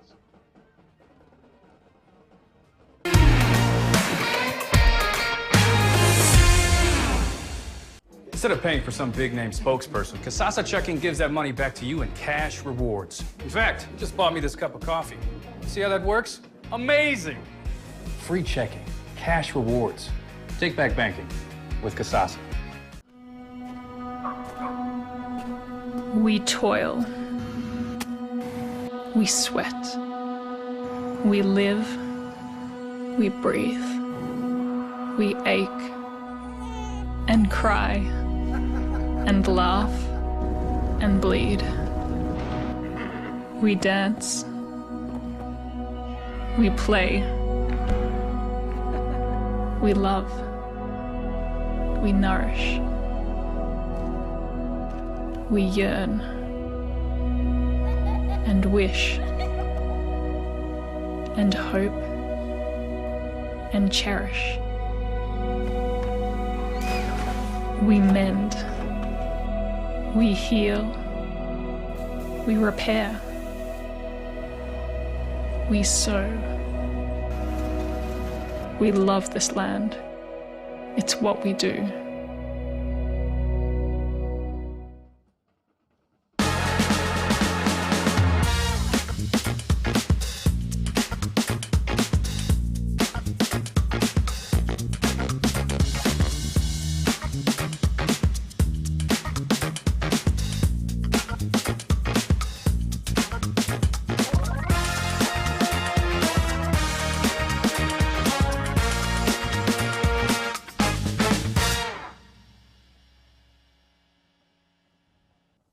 Take a look at all the action from Friday night football right here in North Central Ohio with great analysis, highlights, coach interviews, and so much more every single Friday night right here on the OH Report.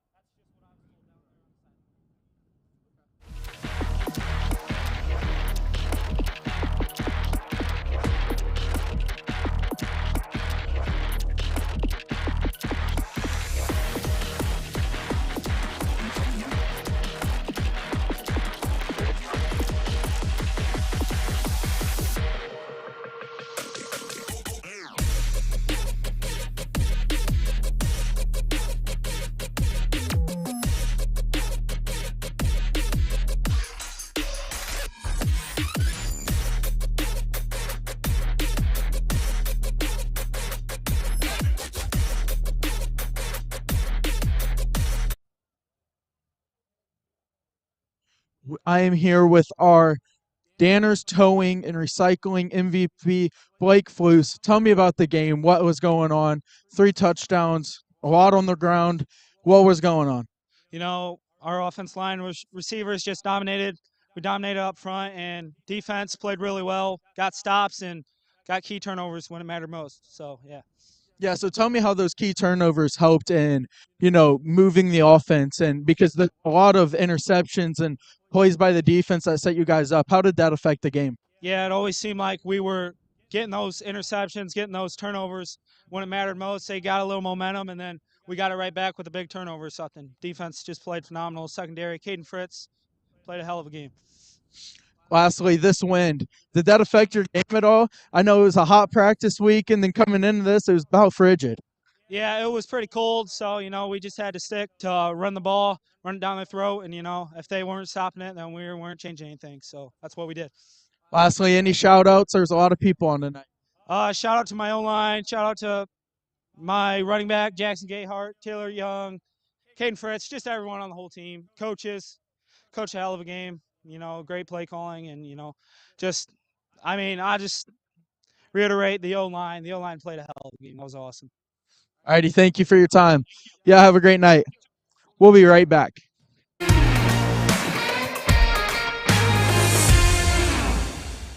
Instead of paying for some big-name spokesperson, Kasasa Checking gives that money back to you in cash rewards. In fact, you just bought me this cup of coffee. See how that works? Amazing! Free checking, cash rewards. Take back banking with Kasasa.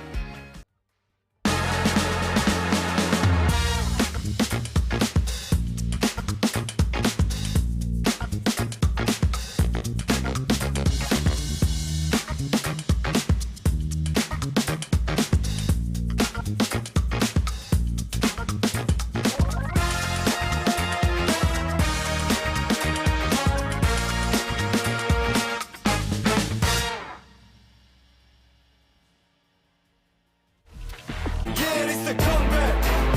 Are you ready for the comeback? Just a couple last-minute reminders as we finish up here in Mohawk. Every week, our resident stat nerd, Travis Bullardi, brings you the area stat leaders presented by Spitzer Motors of Mansfield, the area's top passers, receivers, rushers, and new this year, touchdown leaders, every week on the OH Reports Facebook and YouTube channel. Don't forget tonight at 11:30 is the Friday night pigskin, so we are trying to get out of here. Powered by the Knox Community Hospital, Brian and the company will break down all of the OH Report games, highlights, and the area scores, standings, interviews with coaches, and so much more than more. It's the Friday Night Pigskin powered by Knox Community Hospital and in the community for the community.